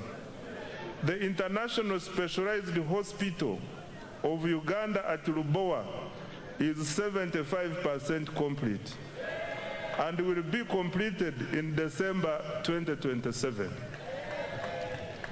The first phase of the Nuclear Medicine Center for the cancer treatment is 95% complete, with radiotherapy and advanced molecular imaging services. Phase 2 of the PET Center is 10% complete. Regional cancer centers in Mbarara, Arua, and Mbale are under construction, while the Guru Center is fully operational. Other achievements in the health sector include: 1, expansion of the national e-health digital infrastructure to support telemedicine, health information management, medicine tracking, and monitoring of health workers' performance. Number 2, strengthening the national ambulance and emergency care system through the deployment of additional ambulances. Mr. Speaker, the priorities under the health sector for financial year 2026-2027 are the following. Government has allocated Uganda shillings 5.23 trillion for the health sector in financial year 2026-2027. The funding will focus on number 1, maternal and child health, 2, nutrition improvement, 3, expanded immunization, 4, prevention and treatment of non-communicable diseases, 5, provision of essential medicines, 6, strengthening specialized healthcare services, 7, improving emergency response systems, 8, exploring feasible pathways towards universal health coverage. I now come to water and sanitation. Mr. Speaker, access to clean and safe water remains fundamental to public health. Human dignity and economic productivity. Government has therefore continued investing heavily in water supply and sanitation infrastructure across the country. Access to improved water sources continues to expand, with 71% of households now having access. Coverage stands at 68% in rural areas and 74.5% in urban areas.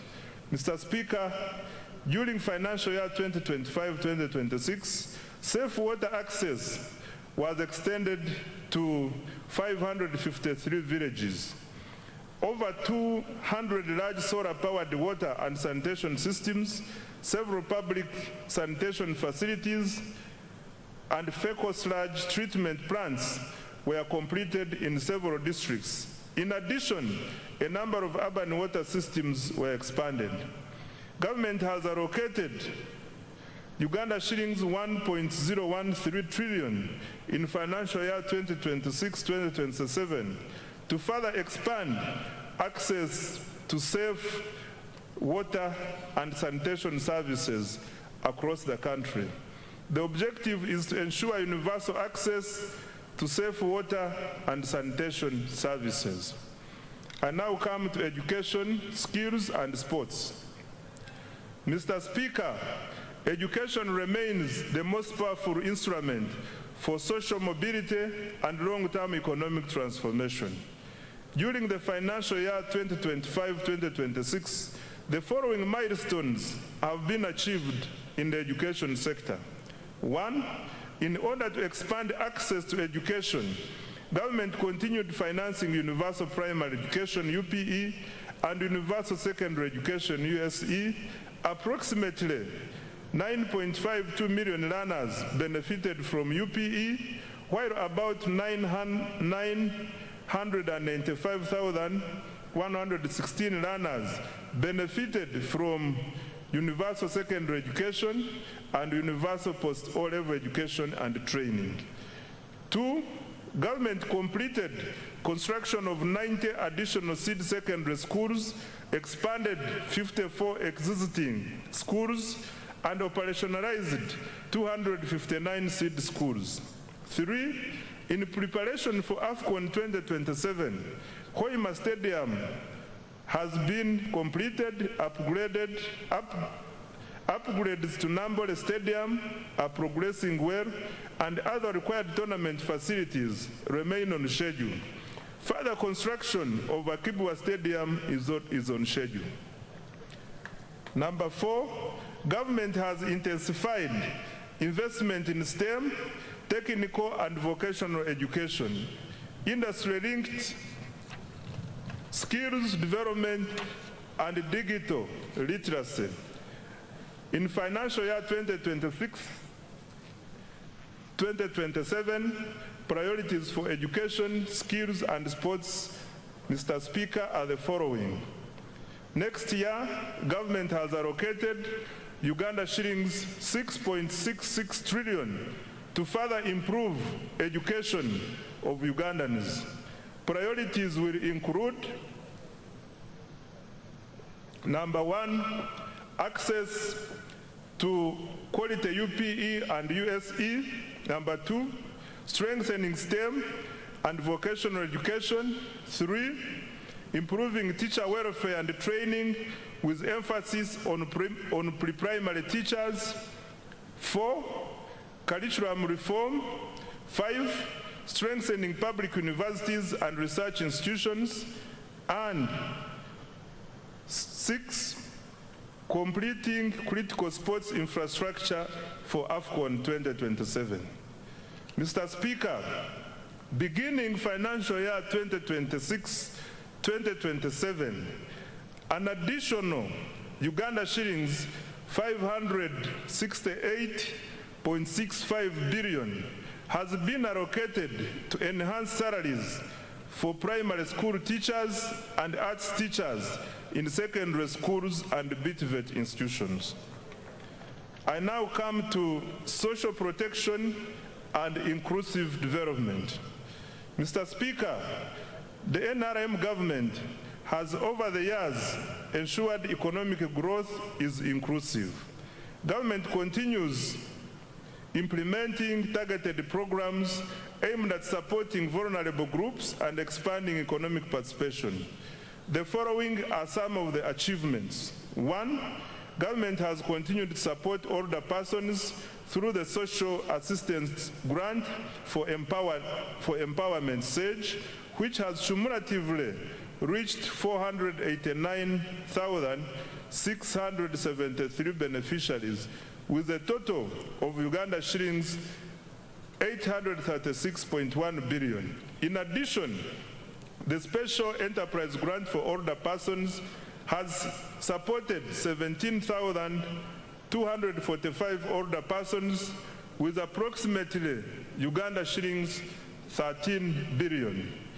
Number 2, under the National Special Grant for Persons with Disabilities, 72,772 beneficiaries have received Uganda shillings 48.5 billion across 171 local governments. 3, the Youth Livelihood Program has financed 24,859 projects benefiting 275,034 youth at Uganda shillings 195.4 billion, while 57,849 youth have benefited from the Youth Venture Capital Fund. 4, the GROW project has extended Uganda shillings 111.1 billion in loans to 4,889 beneficiaries, while the Women Entrepreneurship Program WEP has cumulatively supported 244,805 women with Uganda shillings 153.5 billion. And 5, government has continued to negotiate bilateral labor agreements to protect workers' rights, promote decent work, and expand overseas employment opportunities for skilled Ugandans. Financial year 2026-2027 priorities for social protection.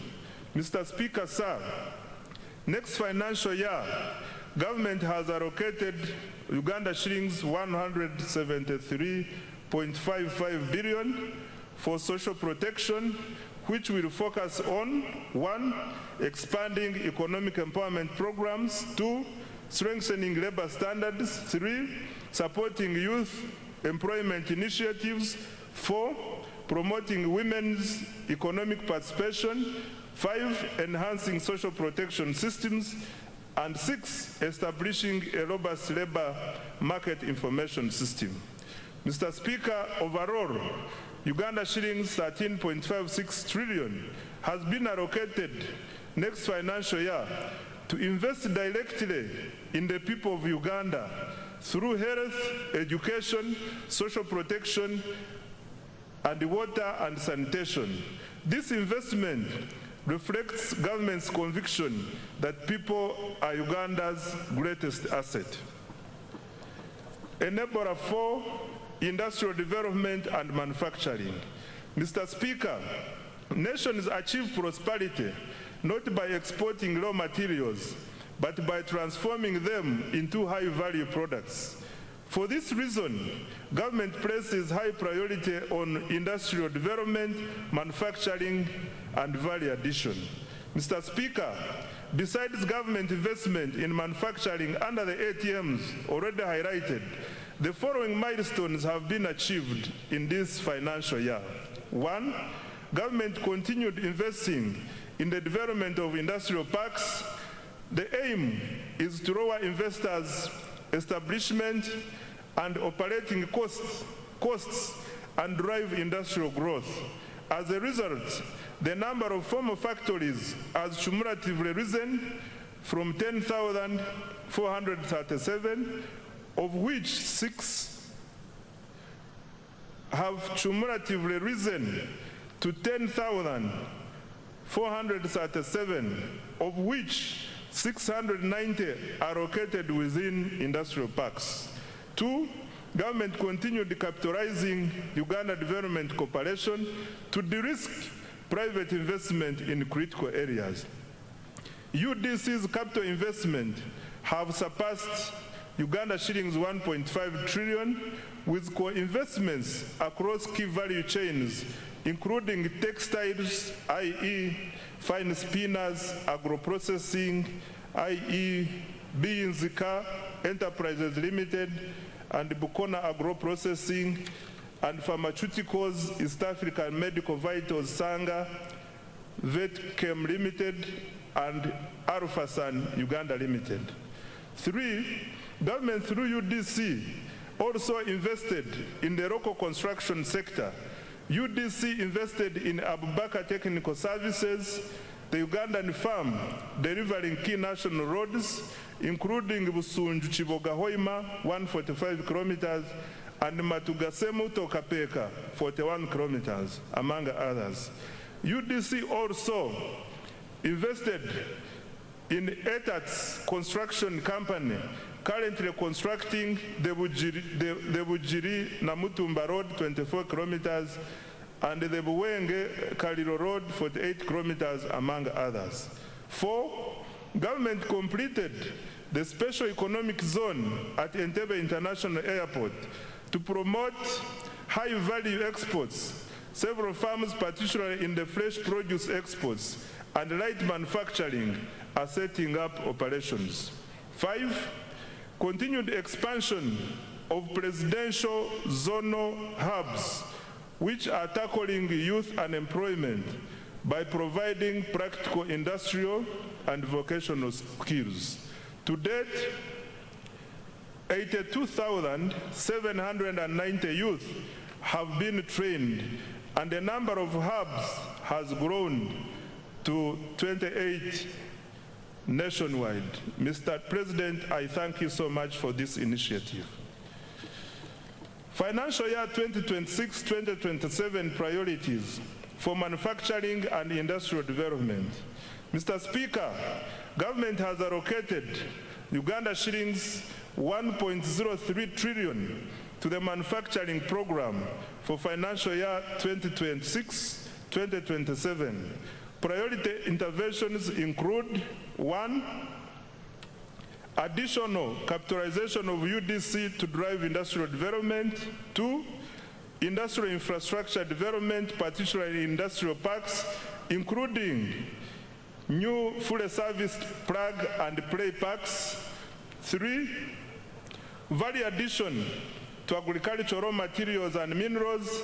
4, supporting market access for Ugandan manufactured products. 5, strengthening the functionality of special economic zones. And 6, industrial research, including the establishment of regional industrial incubation hubs.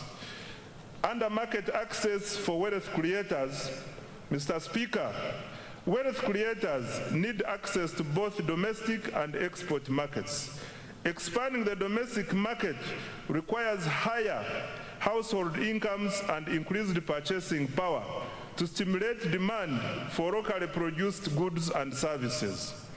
Export growth, on the other hand, requires deeper regional integration to access larger markets within the East African Community, COMESA, and the African Continental Free Trade Area. These opportunities are complemented by preferential and duty-free market access arrangements negotiated with key partners, including the European Union, the United Kingdom, Russia, Serbia, and the countries in the Middle East. To expand both domestic and export markets, government will continue investing in standards, quality assurance, certification, and market intelligence to enhance the competitiveness of Ugandan products and services. To this end, government has so far implemented the following. Number 1, strengthen certification services to enhance efficiency. Additional personnel have been recruited and trained to increase capacity of the Uganda National Bureau of Standards to undertake certification, surveillance, and enforcement of standards. Following automation, the turnaround time for import inspection reduced from 3 weeks to 4 hours. Production testing reduced from 30 days to 14 days. And product certification reduced from 180 days to 45 days. 2, decentralization and modernized certification services to enhance access. Construction and equipping of engineering testing laboratories is ongoing and expected to be completed by September 2026. Government also commenced construction of regional laboratories in Mbale, Guru, and Mbarara. 3, developed 450 standards for products and services and issued permits to 4,500 products. 4, trained 750 micro, small, and medium enterprises in value addition and processing and certified 750 products. 5, completed construction and equipping of an international accredited national meteorology laboratory at Uganda National Bureau of Standards. The laboratory is being used to calibrate equipment used in the National Food Safety Laboratory and other agro-food processing laboratories and industries. 6, commenced operations of the Petroleum Laboratory in January 2026.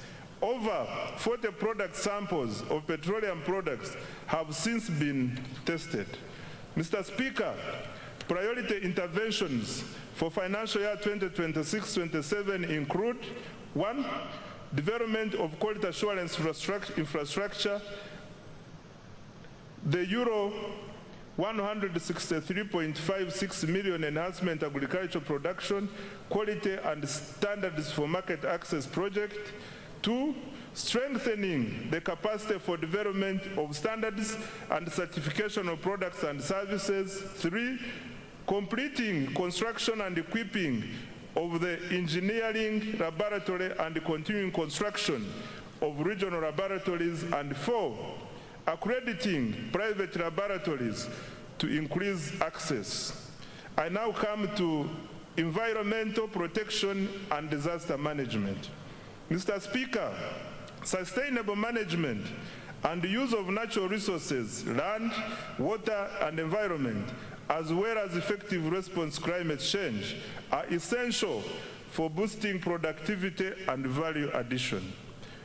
To cushion Ugandans and our economy from climate shocks, government invested Uganda shillings 9.6 billion this financial year in early warning systems, hazard mitigation, and emergency relief items for affected households. Government also invested heavily in water for production facilities to protect our farmers during drought. Mr. Speaker, sir, in order to protect and restore wetlands, government undertook the demarcation of 104 kilometers of wetland boundaries and restored 15,000 hectares of degraded wetlands.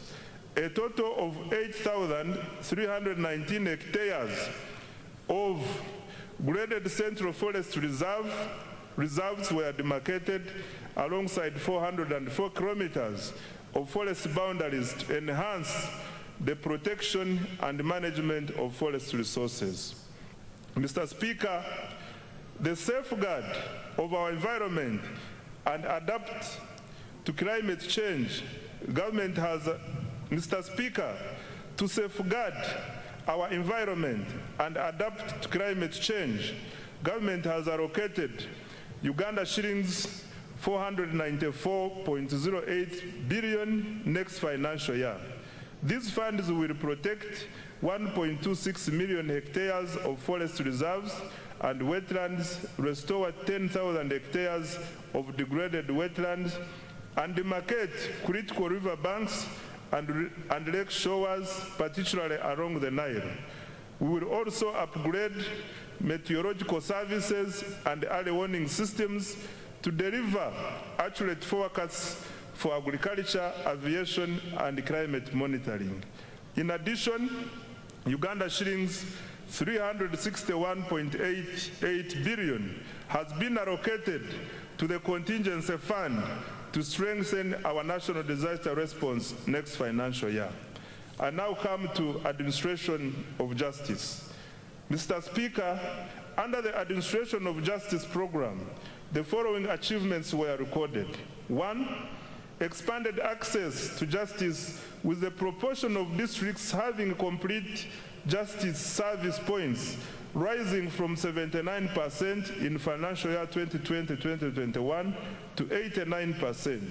This was achieved by operationalizing new high court circuits now at 29 and establishing 10 additional magistrates courts, now totaling 268, including in the island communities.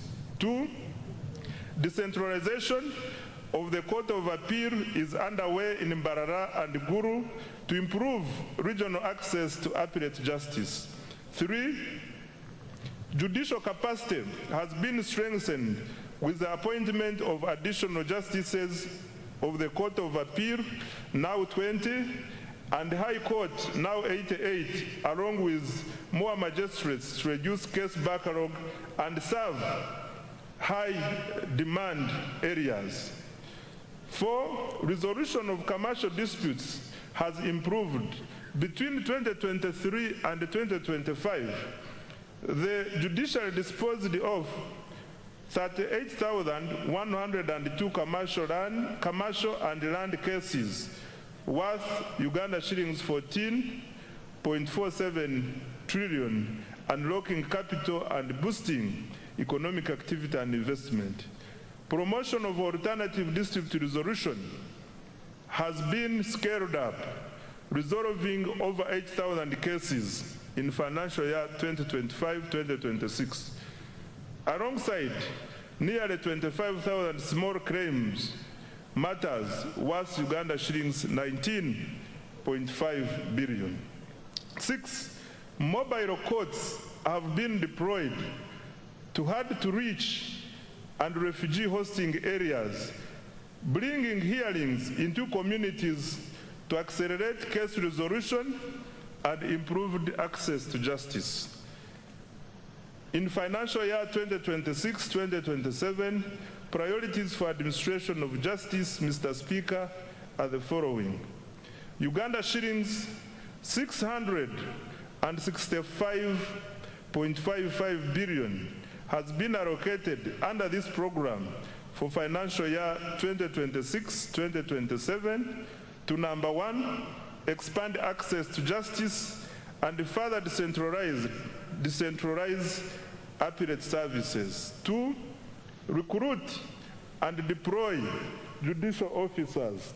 3, reduce case backlog through alternative dispute resolution and mobile courts. 4, digitize courts, case management and e-filing. 5, strengthen prosecution, forensic services and anti-corruption efforts. And 6, upgrade court infrastructure and circuit operations.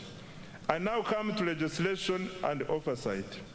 Mr. Speaker, sir, during financial year 2025-2026, the 11th Parliament held 34 sittings, passed 18 bills, and concluded one petition, passed 29 resolutions, and adopted 22 reports. Most importantly, the turnaround time for enacting legislation has reduced significantly, and I want to congratulate the 11th Parliament upon this achievement. Next financial year, government has allocated Uganda shillings 1.23 trillion to enable Parliament to fulfill its constitutional mandate of legislation, appropriation, oversight, and effective representation. I now come to key implementation reforms. Mr. Speaker, achieving tenfold growth requires more than investment. It requires discipline, it requires accountability, it requires efficiency, and it requires integrity. Government will therefore undertake a comprehensive implementation reform agenda aimed at eliminating waste, corruption, delays, and inefficiency. In this regard, government is implementing a cleanup. This means enforcement of the laws and regulations to ensure institutional effectiveness leading to improved service delivery and public trust. The specific priorities in the cleanup include: 1, enforcement of budget discipline and accountability. In financial year 2026-2027, going forward, as part of the performance contracts, all accounting officers will sign a budget discipline and accountability charter, which provides for sanctions against breaches of accountability rules in planning, budgeting, and execution of public resources. 2, combating corruption through procurement reforms, digitization, strengthening internal controls and audits, and ensuring transparency to facilitate accountability.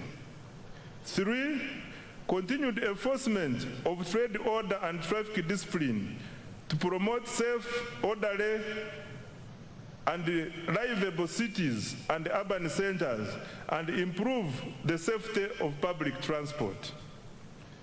4, strengthening governance, oversight, and performance of state-owned enterprises. 5, strengthening allocative efficiency by prioritizing high-impact investments under the ATMs and the enablers, while eliminating wasteful expenditure. To this end, as guided by His Excellency the President, state-funded celebrations on public holidays will be suspended except functions on religious holidays. Going forward, public holidays will be observed without official ceremonies.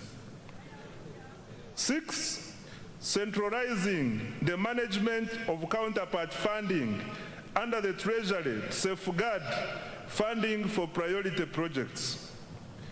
7, implement the contributory public service pension fund to attain fiscal sustainability of the management of pension liabilities for government workers.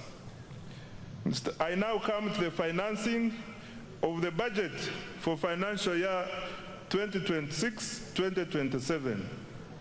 The financing strategy for financial year 2026-2027.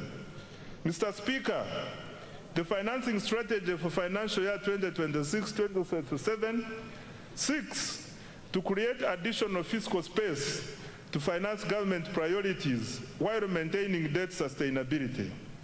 This will be achieved through: number 1, strengthening tax administration and compliance.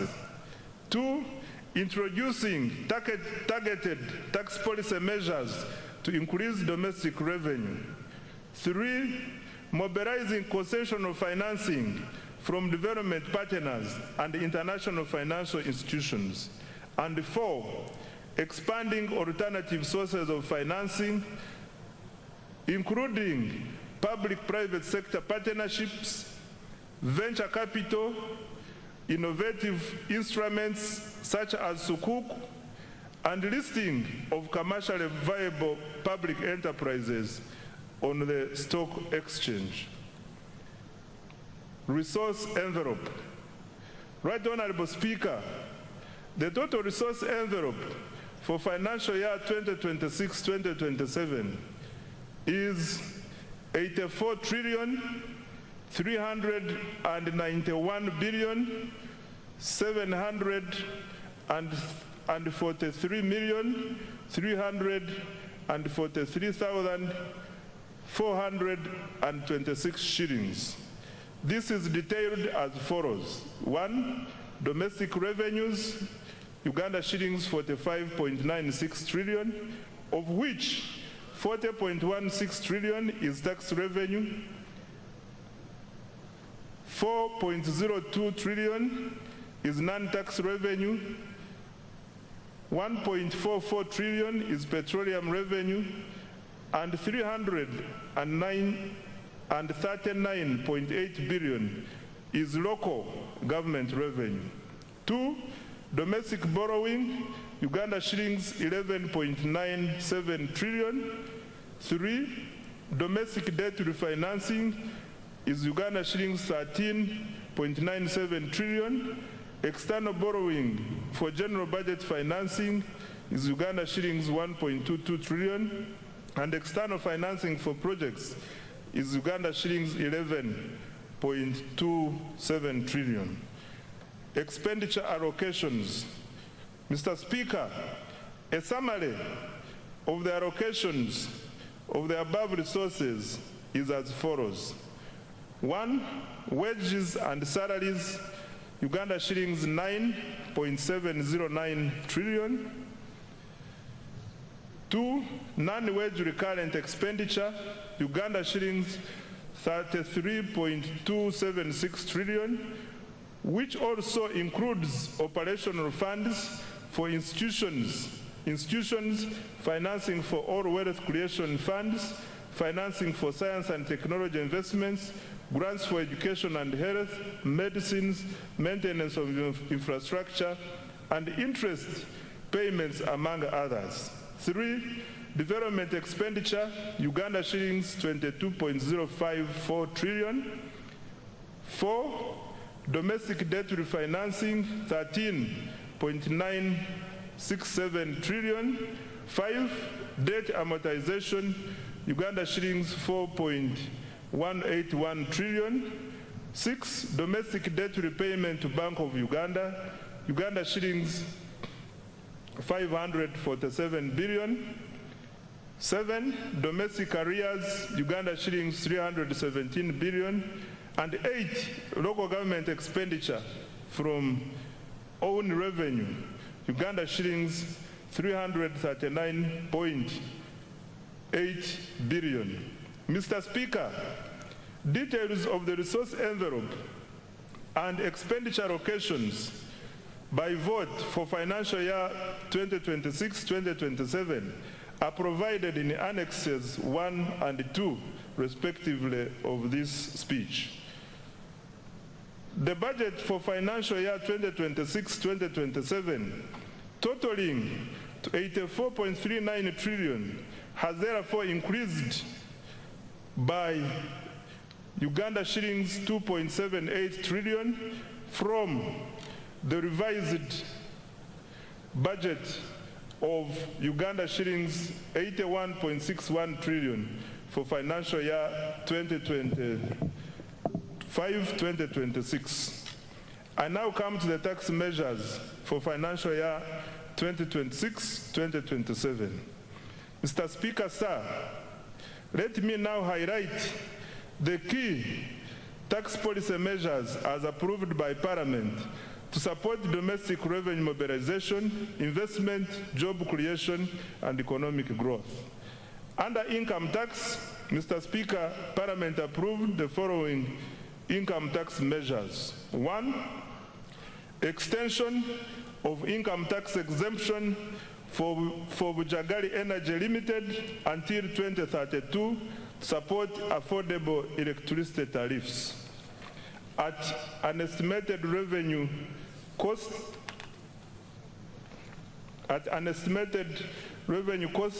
of Uganda shillings 115 billion per annum. 2. Increase in the pay-as-you-earn threshold from Uganda shillings 235,000 to Uganda shillings 335,000 per month to raise take-home pay for low-income workers at an estimated revenue cost of Uganda shillings 96 billion. 3.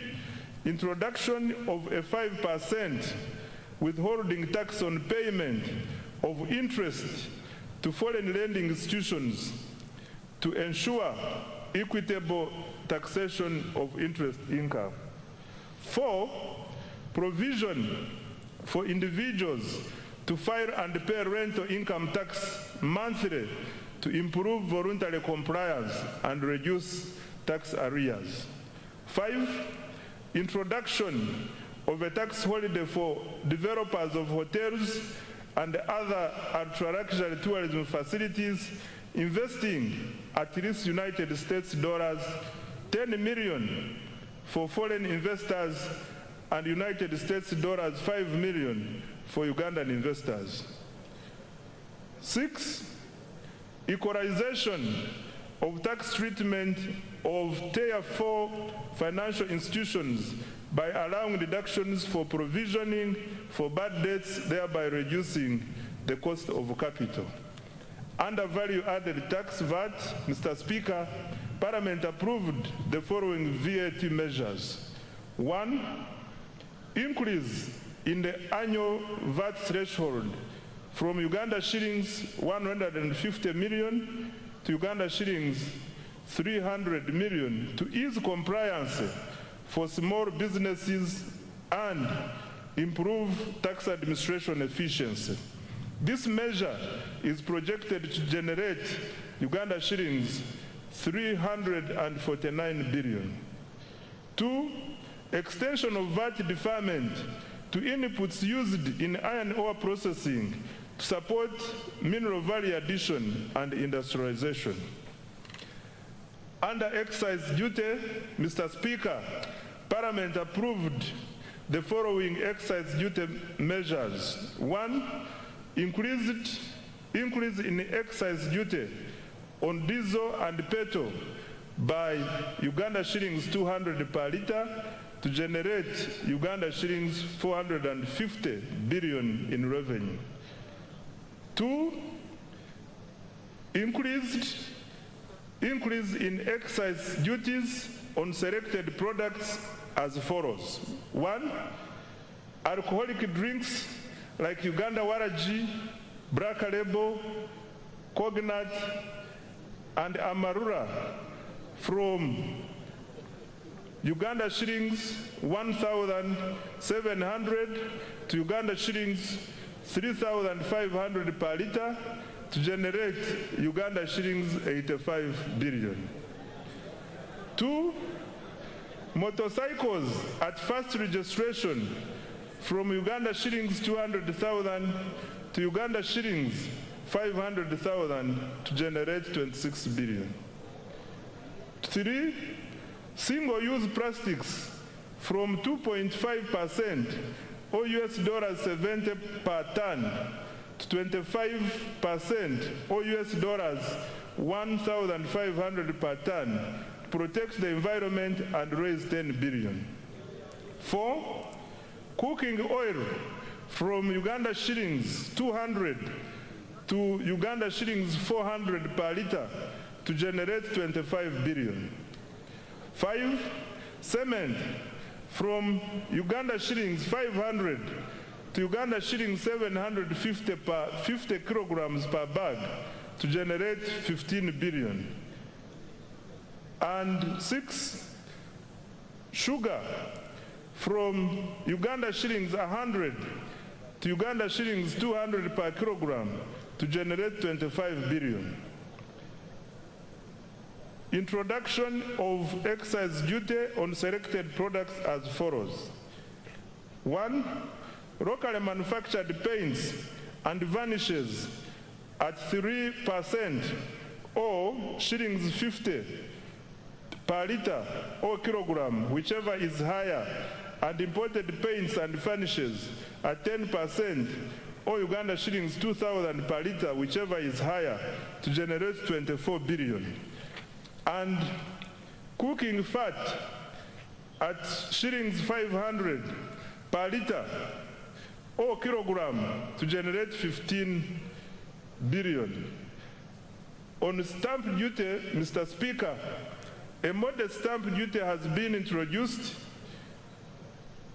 on the first registration and transfer of motor vehicles and motorcycles as follows. 1, motorcycles, tricycles, and quadricycles, Uganda shillings 30,000. And 2, any other motor vehicle, Uganda shillings 200,000. This will generate Uganda shillings 30 billion. Under the Tax Procedures Code Act, Mr. Speaker, Parliament approved the following tax relief measures. 1, waiver of principal tax, penalty, and interest owed by a taxpayer to URA as at 30th June 2016. 2. Extension of the waiver of interest and penalties outstanding as at 30th June 2025, provided the principal tax is paid by 30th June 2027. On external trade, Mr. Speaker, Parliament approved an increase in environmental levy on imported used clothing from 15% to 30% of cost insurance and freight, CIF value, to support local manufacturing as well as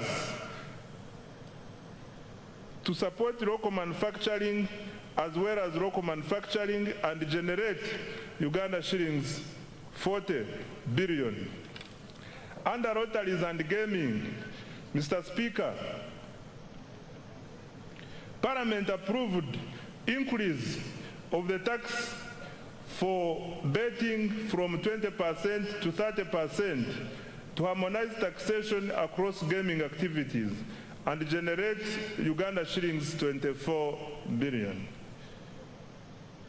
In conclusion, Mr. Speaker, Uganda has become a land of opportunity and promise. Our economy has expanded to United States dollars 69 billion and is projected to grow at a double-digit rates driven by strong export performance, fast oil, and sustained wealth creation interventions.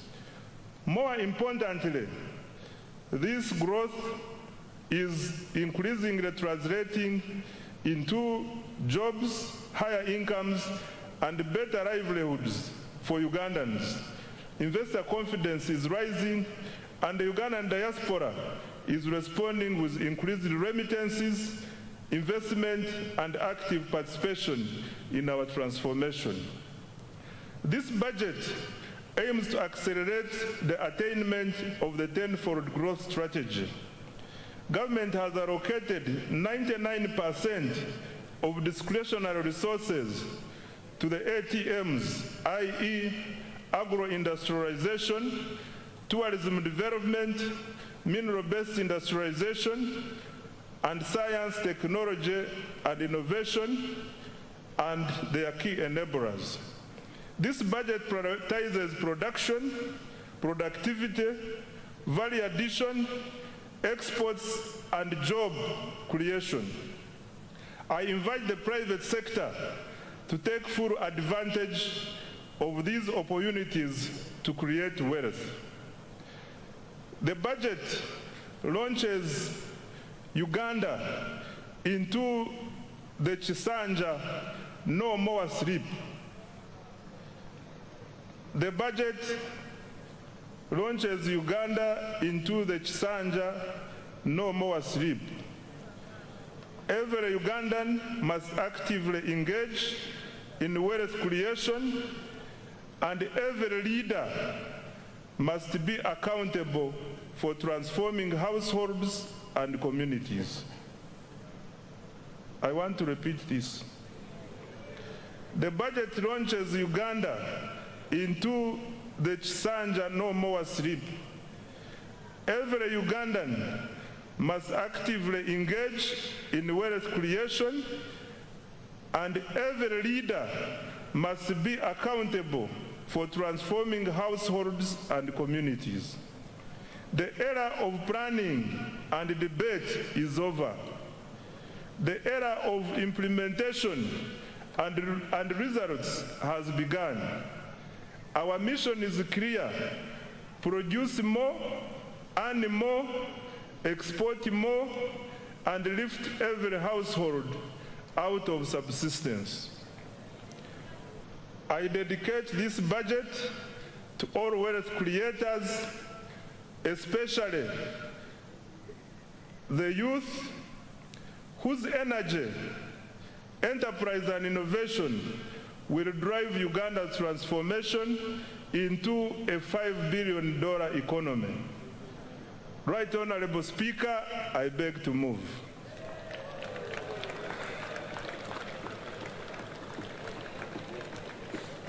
Thank you very, very much. I was wondering what you